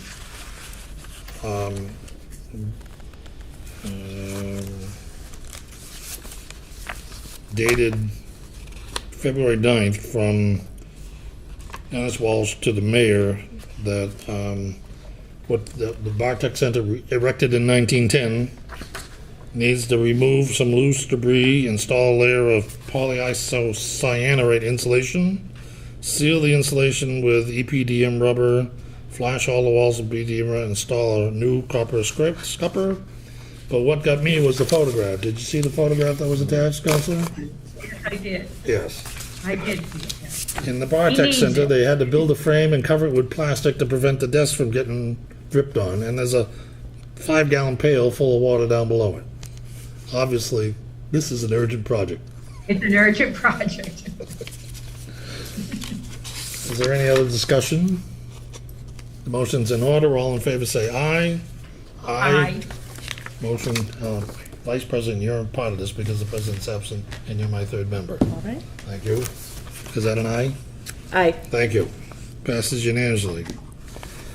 From the docket of March 1st, 2022, I entertain a motion to appropriate $15,000 from account 1000-359000, undesignated fund balance free cash government, to account 1660100-582513, Cape Run Park Zoo building improvements, to fund the purchase of a new prefabricated ticket booth at the zoo. Second. Thank you, Councilor Reynolds. When I saw this proposal from Dennis Corsi, I was thrilled because I think this is what the zoo has needed for a very long time. And if you've been to the zoo during a weekend, God forbid, in the summertime, this is going to solve a lot of problems. I'm very happy about I this. think you're correct. I Thank you. believe you're correct. Any further comments or questions about concerns? Hearing none, I'll call for a vote. All in favor say aye. Aye. Aye. Motion passes unanimously. From the docket of March 1st, 2022, I entertain a motion to approve the expenditure of funds and approve the further grant amendments for the approximately $186,629 grant from the Office of Energy and Environmental Emergency Affairs to the City of Attleboro. Second. Thank you, Councilor Reynolds. This is for weatherization in several locations, which is part of the Going Green initiative that will weatherize the Annex Building, City Hall, South Fire Station, Briggs Fire Station, Police Station, and the Recreation Department. And it is a wonderful donation to get those bills sealed up so that we have less energy costs. Any other comments or concerns? Hearing none, I'll call for a vote. All in favor say aye. Aye. Aye. Aye. Motion passes unanimously. That almost concludes the business that I have to bring before you.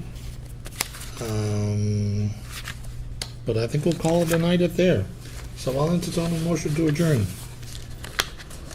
Second. Thank you. The motion's in order. All in favor say aye. Aye. Aye. Aye. Motion passes unanimously. I declare the Finance Committee adjourned at 8:43. Thank you. I would call the License Committee to order at 8:43. And we have just one item of business this evening. And we have from the docket of February 1st, 2022, and we had our public hearing last week. I would entertain a motion to approve the Class 2 application from Blasius Auto Group at 800 Washington Street with 10 customer parking spaces and 100 storage spaces. Second. Thank you. I have found everything in order when I visited down there, and they are ready to turn in their application and their fee. And are there any questions or anything to discuss about this? Seeing none, I would call for a vote. All those in favor? Aye. Aye. Thank you.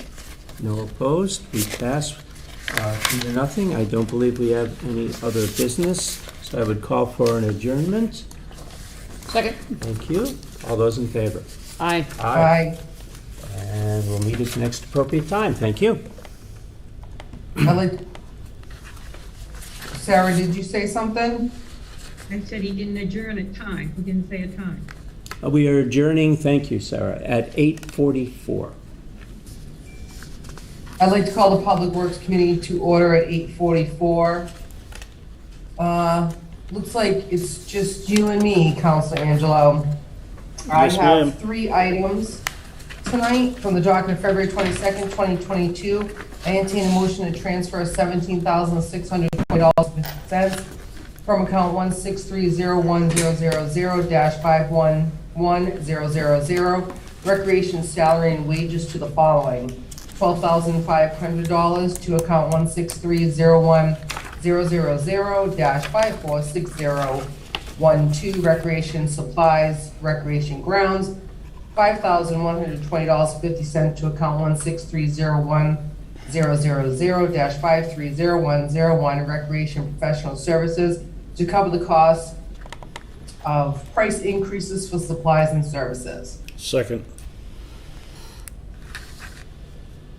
So, this is, there's just been a huge price increase in fertilizer and, let's see, grass seed, lime, everything. So, what Dennis is doing here is he has funds available from, a person that had left his department that he didn't rehire for, so he's just transferring this money and using that money.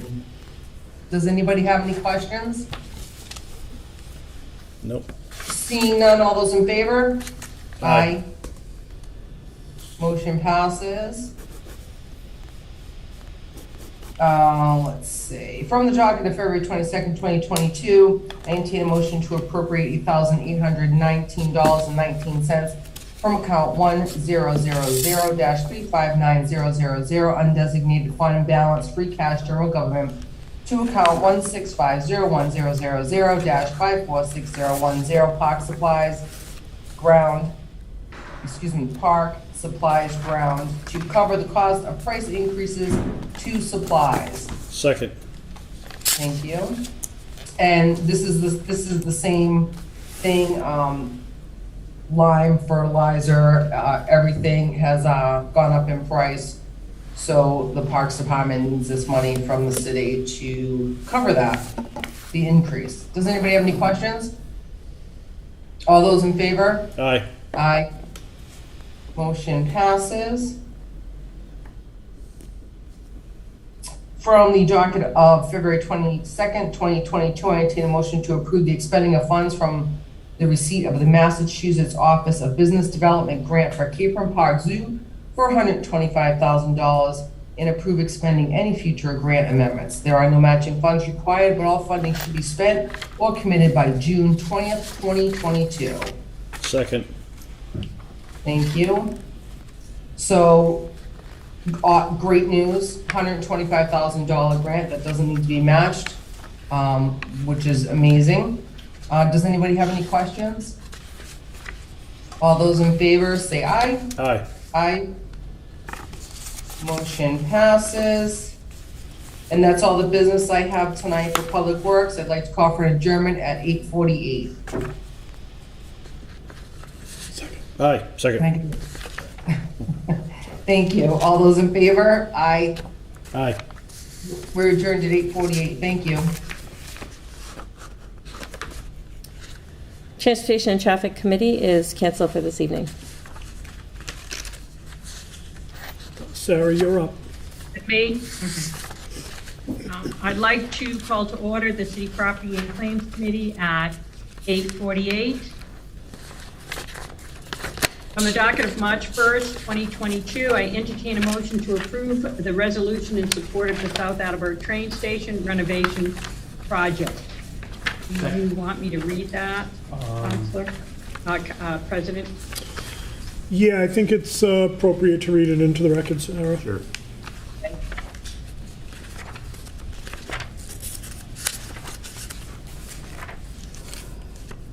A resolution in support of the South Attleboro Rail Station plan. Whereas the South Attleboro train station located at 1315 Newport Avenue is in advantageous location with 4 off-ramps from Interstate 95 to Route 1A.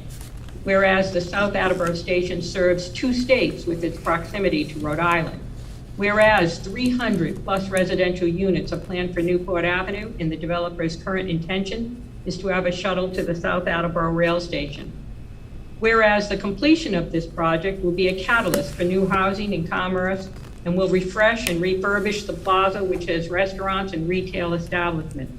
Whereas the city of Attleboro is in the midst of finalizing several transactions resulting in growth opportunities, generating additional need for transportation alternatives.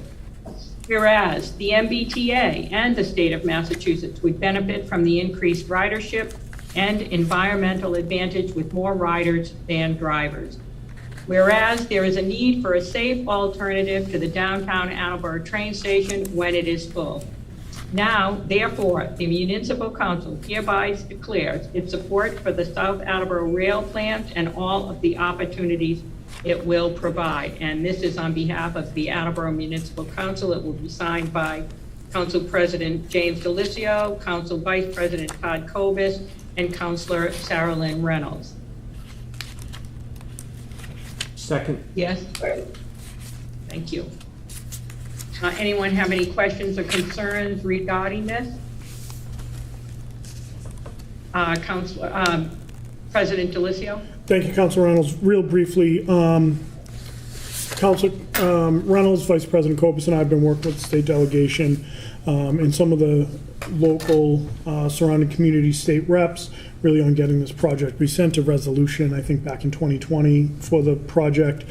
It's back on the fast track, so our hope is that the resolution of support for this project will just help to, pun intended, push it further down the tracks. Thank you, Sarah.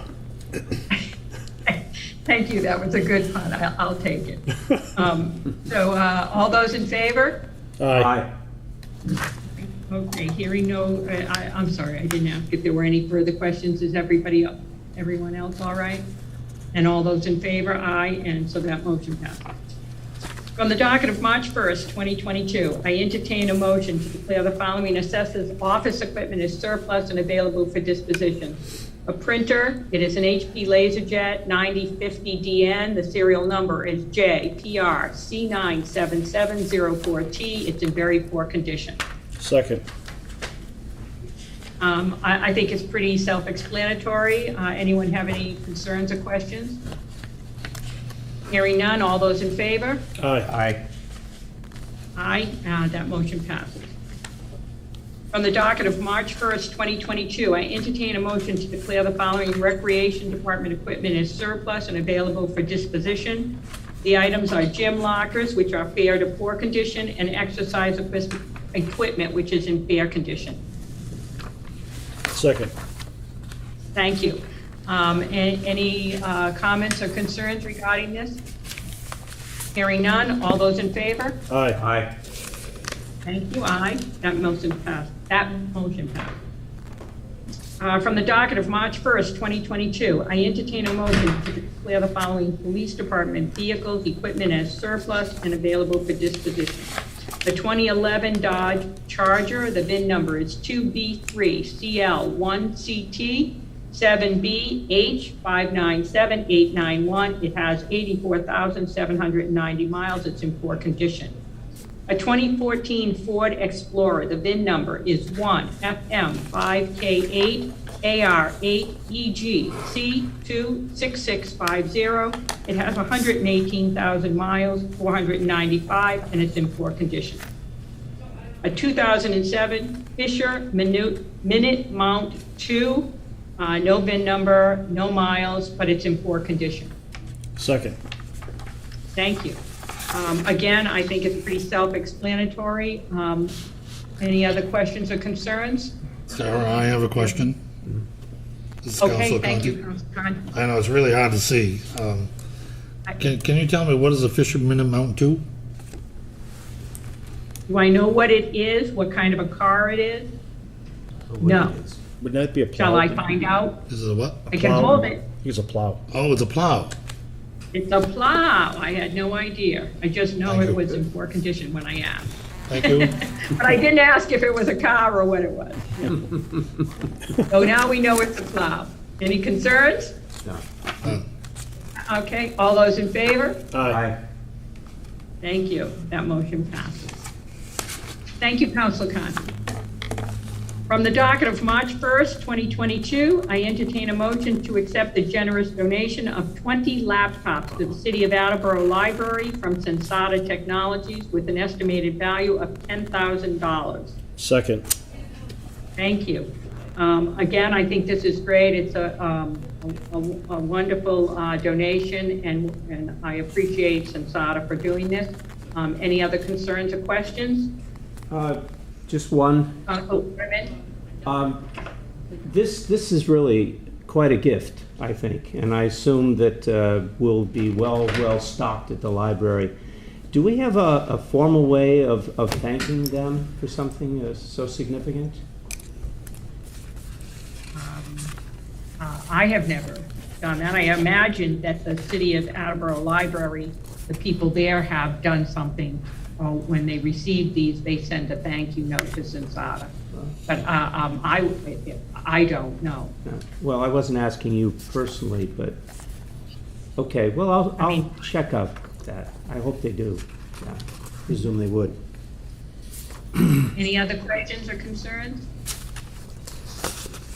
Hearing none, all those in favor? Aye. Aye. Aye, thank you, that motion passes.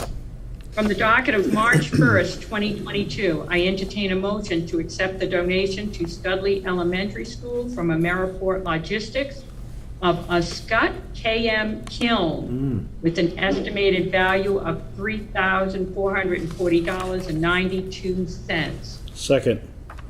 Thank you. Again, I think this is a great donation. It shows that the kids are doing some great things, obviously, down there at Studley Elementary School, and I thank them for the donation.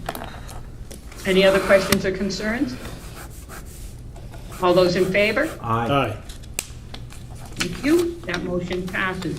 And that is all the business City Property and Claims has this evening. I would like to call for an adjournment. Aye. Seconded. Second. Second. Okay, thank you. And I will adjourn at 8:57. So we are adjourned at 8:57 p.m. Councilor Reynolds, you just need to take the vote. The vote to adjourn. Sorry, what? You just need to take the vote to adjourn. Oh, I'm sorry. All No those in worries. favor of adjourning? Aye. Aye. Thank you. So we are adjourned, 8:57. All right. Personnel, Veterans and Human Services Committee is canceled tonight, and we will meet at 6:30 next Tuesday. Okay. All right, hit and cleanup. I call the Ordinances, Elections, and Legislative Matters Committee to order at 8:57. With me this evening is Councilor Bennett in chambers. Okay, Councilor Bennett, a couple of items for discussion and hopefully one or two for a vote. You'll recall that last week in the new business, I introduced a fee waiver policy. I'm not going to ask that we vote that tonight. I'm going to ask that you and all the other councilors who may be listening to review it and consider it for adoption. It's something that likely won't be needed regularly, but I think it might be good to have on hand when those requests come forward, because we didn't have a process by which to accept them and evaluate them, et cetera, et cetera. So I think it's fair to have it on policy. I think it's good. I think it's good as much as possible, frankly, to regulate and set expectations for anything that comes before this body. So this would just be a step in that direction. What I'd like to do next up in regard to the monthly parking fees, there was a, excuse me, the public hearing last week with Jeremy. There were no questions asked, so it seems to me this is a pretty straightforward matter. So I'd like to very quickly read it, ask for any discussion you might have, and maybe vote it out so we can just get it to just move it along, because we have bigger fish to fry in our committee. So indulge me for a couple of minutes and I shall proceed to speed read. From the docket of February 1st, 2022, I entertain a motion to approve the proposed proposed amendments to Section 10-8, monthly parking of the revised ordinances of the City of Attleboro as follows. Delete in its entirety and replace with the following: Section 10-8, monthly parking. Monthly parking fees may be established and collected for any municipal parking area. All such fees shall be collected in advance on a single month basis by the parking clerk or his or her designee. All said monies shall be deemed to have been received as parking meter receipts and shall be used by the City of Attleboro for any purpose authorized by general laws for the use of parking meter receipts. Monthly parking fees are hereby established as follows. Sanford Street parking lot, municipal parking garage, and the 2 municipal parking lots located off Bank Street, $50 per month, effective July 1, 2022 and thereafter. Effective March 1st, 2022, the following discounts shall be available. All passes quantities of 1 through 9 shall receive a 10% discount if paid quarterly in advance. Hang on. 1 second. Copies of paid quarterly in advance. Okay. 10 to 19 monthly or quarterly passes shall receive a 15% discount if paid in advance. 20 to 29 monthly or quarterly passes shall receive a 25% discount if paid in advance. 30 or more monthly or quarterly passes shall receive a 33.33% discount if paid in advance. Monthly passes purchased after the 15th of said month shall receive a 50% discount applied after any applicable bulk discount. No other partial proration will be permitted. There will be no prorated quarterly fee for quarterly passes. Second. Thank you. Pretty straightforward. Any? Yes. No, I think the information we received was very thorough. I have no concerns moving this forward. It seems timely to me. Agreed, timely and warranted. Well then, all those in favor? Aye. Aye. Thank you. Oh, I'm sorry. I know it's late. Did anybody? Is it too late to ask for questions? Did anybody have any comments or questions about that business? Forgive me for rushing that. Counselor? Yes, Councilor Conti. I think, do you recall, does some of all of that goes into a revolving account and the fees? I honestly don't recall what he said last week. I can find out. It's not relevant. I mean, I support the measure. Yeah. But it was triggered by Councilor Delicio's comment earlier this evening about, setting aside things for future capital repairs, and this is one that I think is a target for future capital improvement, either like paving of parking lots or, I guess what I'm saying, Councilor, is if there is no revolving account from the parking fees, could there be a revolving account for the parking fees for capital improvements to parking lots in the city? Great question. Do you want me to answer you on the floor, or do you want Jeremy to respond by email? Take your time, and you can talk whenever you get an answer. Okay, I appreciate the question. Thank you, Councilor Conti. Yes? If I could just make a suggestion, I think that's definitely a Deb Gould question. Okay. She will let you know. Hello, Deb. Understood. She'll give you the what. Fair enough. Thank you. It's a good question. All right, Councilor Bennett, thank you for that. I'm just going through. A couple of weeks ago I mentioned, speaking of Deb Gould, that Deb and the members of the finance team had sent down a request that we accept certain Mass General laws so that they could go about deferring utility liens for seniors who qualified. Fairly straightforward. We just vote to accept the Mass General laws, and then Deb and the team can do what they need to do. So I don't know if you had time to read Deb's email and the memo they sent down, et cetera, but it's pretty straightforward. I did take a look through these, and I do recall seeing the first 3 listed in the recommendation. The 4th one that's listed here, I don't recall seeing that one as being mandatory. So I was wondering if you had any additional information on that. Yep, good question, and I asked the same thing. So what I was going to propose tonight is that we vote on the first 3, one of which is duplicated, Chapter 40, 42J. Basically applies to water liens and rubbish liens, so we're going to vote it once, but it serves 2 purposes. Then we're going to vote Chapter 83, Section 16G as it relates to deferring wastewater liens. What we're going to put off is voting Chapter 40, Sections 42G through 42I and 42K, because I'm working with the water superintendent. Adopting those requires the adoption of a city ordinance to effectuate those purposes. So we're not there yet. The water superintendent is drafting the language. And when that's done, we'll do that stuff. Okay, so do So we for need the to- record, I'm going to propose Chapter 40 and 42J just once because it serves two purposes. It's listed twice. And Chapter 83, Section 16G. Good? Absolutely, thank you. From the docket of February 15th, 2022, I entertain a motion to accept the following statutes to enhance the votes from December 17th, 2019 regarding the deferral of taxes for eligible seniors. Mass General Law, Chapter 40, Section 42J for the authority to defer water liens and to defer rubbish liens. Mass General Law, Chapter 83, Section 16G for the authority to defer wastewater liens. Second. Thank you. Any further discussion, Council Bennett, on that one? No, thank you. Anybody else? Yes, President Torres. Just a point of information that the email you were talking about from Deb came down January 27th at 3:15. We're all copied on it. Yep, thank you. Pretty thorough job. Yeah, explaining. as always, yep. I want to make sure that we had that all understood. It's fairly straightforward. And then, as I said, we'll discuss the other Chapter 40 issue later on. Seeing no other questions, all those in favor? Aye. Aye. Motion passes 2-0. All right, moving right along.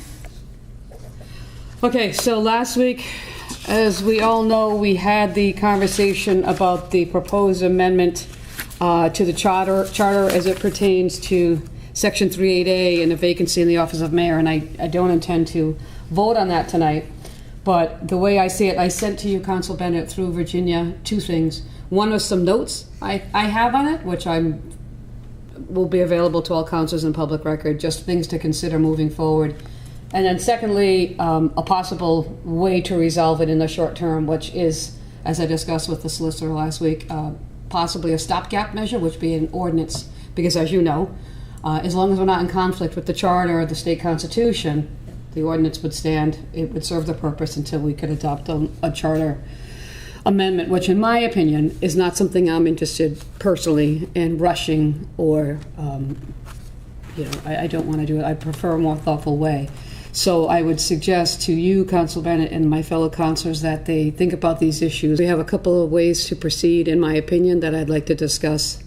And I'll ask Virginia to forward to all the same things that I sent to my committee members this evening. There's a lot to think about, folks, a lot to think about, and it's not something I intend to rush, because it's important. Council Conti. So can you elucidate a little bit more on the council adopting an ordinance that I think you said would affect the charter, that would not be in violation of the Constitution, and Yes. so it won't get sued? Exactly. And I did already run it by the city solicitor. And so there's a general principle that, and so you all know this, we cannot do anything by ordinance that's in conflict with the charter. Right. In this instance, there's nothing to be in conflict with. There's a hole. We're filling the hole. Yep. Because it doesn't butt up against any existing charter provision or the state constitution or any MGLs that apply to the city, it should serve the purpose as a stopgap measure in the event, as the mayor said repeatedly, if he gets hit by a bus tomorrow. This would kind of cover us, the legal exposure that the city solicitor indicated we could be at risk at. This would serve that purpose. So it's not in conflict, Council Conti, because there's nothing there. What I'm proposing, and what you'll see we might care to discuss, is a process by which we address specifically and only that period that exists from the date the vacancy occurs to the date a new mayor is sworn in by special election, declared mayor and sworn in. That's the only period, because then that person would take over. So since this is the only time that we can talk, because it's deliberation, why are you not in favor of a measure for the council to fill that gap through an ordinance? I mean, through the charter? Yes. It's not that I'm in favor of it. I'm hesitant to tinker with, because it's a fair issue. Some of the questions that were raised last week, the difference between an absence and a vacancy. And I've looked at several charters of late. This situation is not unique to Attleboro. And what some of you may know is, so there's general ways that people can adopt charters in the Commonwealth. There are planned charters, which some municipality have, A, B, C, D, and E, I think it is, and F. And then there's home rule charters. What happens oftentimes is that when people are devising these things, particularly for the home rule charters, they'll consult the Mass General laws for certain provisions and language. So this section is found in other municipalities. This gap is not unique to Attleboro. It was just something that was basically cut and pasted into the document. I am not adverse to amending the charter, but I think at some point we need to resolve that issue with the absence and vacancy, because I have seen charters that combine those two things. The language is interchangeable, so it may be. You mean interchangeable between a vacancy and an absence? Yes, they contemplate it all in one charter provision versus the two separate ones we have. So I guess what I'm saying, Council Conti, is I'm hesitant to tinker with one section when I think there may be other work we can do in the charter. And one of the items in my committee was a call to form a charter study committee.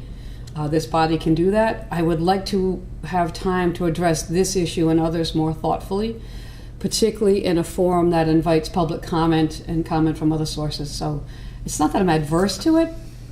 I just don't want to rush into doing that and then have to go back 6 months from now when the charter study committee says, oh, we have another idea, let's do it this way. So I'd like it to be more thoughtful. So if the council were to take action to fill this gap by passing an ordinance to fill the charter, it would be in place by the time the charter commissions, and there wouldn't be a need to change it. Well, if we adopt an ordinance, the ordinance would be effective in far less time than the special act, which would be out there, and the charter committee, which, depending upon if we go forward, we would set the parameters of a charter.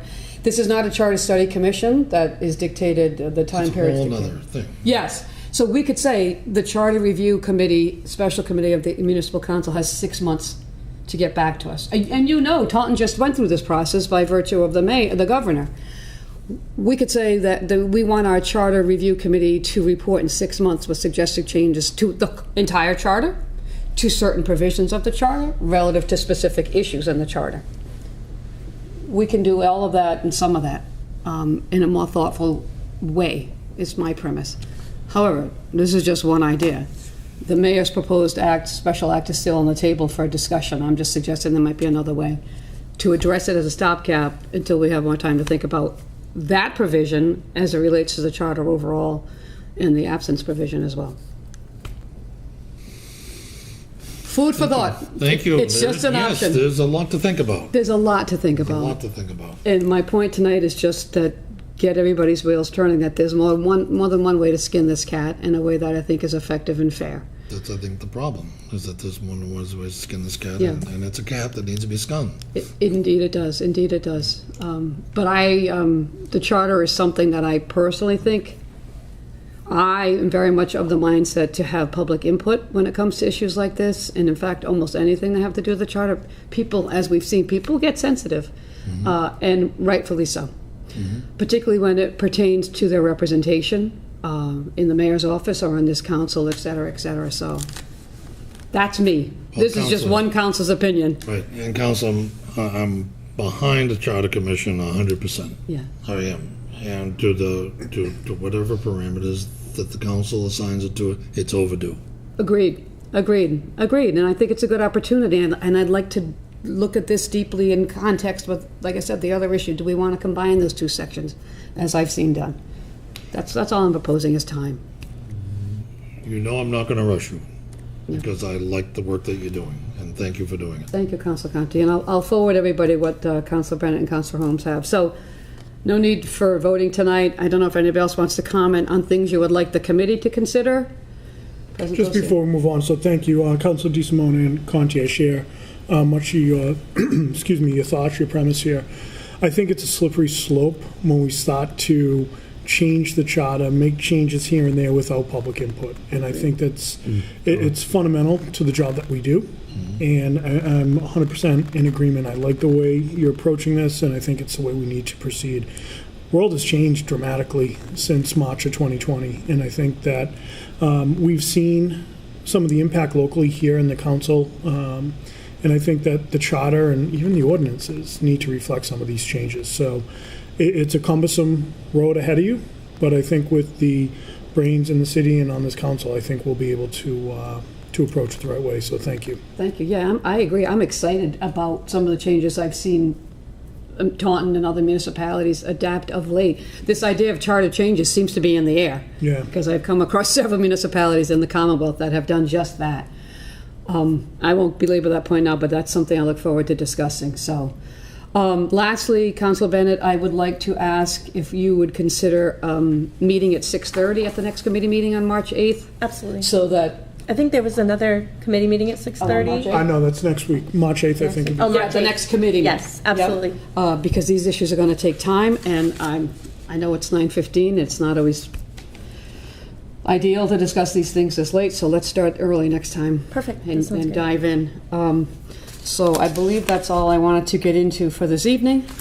Councilor Bennett, anything you wanted to say or discuss? Yes, there's one item that's here that we're not, I guess you're not addressing Go tonight, ahead. was regarding the plastic straws. And I just was curious if this has officially gone into effect, because it appears that it was supposed to go into effect January 1st, and It if this has. is being currently enforced. It has. They both went into effect on January 1st. The provision pertaining to plastic containers, as I mentioned before, has an exemption period. I've been in contact with the Department of Health twice following up on this, and as of my last contact with Jessica Horseman, there's been no fines imposed and no request for exemptions. The mayor told me that he has heard from two businesses. One was Honeydew, and the other one was, I think, Papagino's, seeking an exemption. I'm under the impression from the mayor that he has granted them that. But that's all I have to report on that. So my point at this point is, if no one's asking for exemption, it doesn't appear to be a problem at this point in time. Yes? Do companies know they can ask for exemptions? Yes, it's in the ordinance. The exemption is written into the ordinance as it pertains to plastic containers, not straws. Because I've been at some companies, businesses locally in Attleboro, and they're very concerned. And I have even spoken to some of the distributors, and they have confirmed that some of even the plastic cups are 6 months out, and they had said that even when they get several thousand, they got maybe people are looking for 20,000, and so some of these companies are struggling. And I know one of the companies I talked to didn't know that they could get an exemption, It's in the ordinance. but I just don't know if that's been distributed to the businesses. Well, I don't know, we don't ordinarily distribute ordinances to the businesses, but it was certainly in the papers and whatnot at the time, but I appreciate your comment, but it is in fact there. Councilor Bennett, thank you for raising this. So I'm glad to hear, and I've spent a lot of time talking with the mayor on this, as well as Jack Lank, a lot of the businesses. When it was introduced, it was still in the middle of, and I don't want to rehash the history, it was during COVID. We had remote public hearings. A lot of the businesses didn't know we were having them, so that's really what spurred Vice President Kobus and I to introduce the business for the, just pushing it back a year, and that was all before inflation issues and supply chain issues. But a lot of the businesses, even before then, started to work towards making some of the changes. But I share your concern about the supply chain issues that they are seeing. I would like to see the ordinance even just changed and amended again, and I'm sure it would need a public hearing, but so we can hear from the challenges that these business owners are going through right now. A lot of them, they saw severe impacts to their business during COVID. Some of them were closed for a time. Some of them were closed as recently as 3 or 4 weeks ago due to COVID. So the supply chain issues are real that they're dealing with. The inflation is real that they're dealing with. So just want to continue to work with them. And I understand that it's in the ordinance. A lot of businesses aren't going to know where to look for it in the ordinance. So, I think that it's an opportunity for us to collaborate with businesses, as I said when we introduced it. So I don't want to belabor the point, but I think it's something we need to continue to work. Let me point out this as well. As I said, there's also been no fines imposed. So read into that what you will. There hasn't been anybody penalized. So Right, yet. So there you go. Yet, until there is, and then it's, that's why I think we have an opportunity to level set, give these businesses a little bit of breathing room. We're talking about less than 9 months at this point. Well, just about 9 months at this point. So it is what it is. But I think it's unfortunate for the businesses that are struggling through things that are outside of their control. Anybody else? Awesome. All right, thank you very much. Council Bennett, I would move to adjourn our meeting at 9:19. Second. Thank you. All those in favor of adjourning? Aye. Aye. Thank you very much. We're adjourned. Nice work tonight, everyone. Just for those in person tonight, reminder to get your minutes to Virginia. It's good to see some new faces in person tonight. We didn't do any minutes tonight. We don't have to turn any in. Correctamundo. Sir? Good question. I'm hearing from the principals at, or at least the principal down at Hill Roberts. They're very hopeful to fix this summer. I'm wondering the cost of materials, whether that's really. I think the contract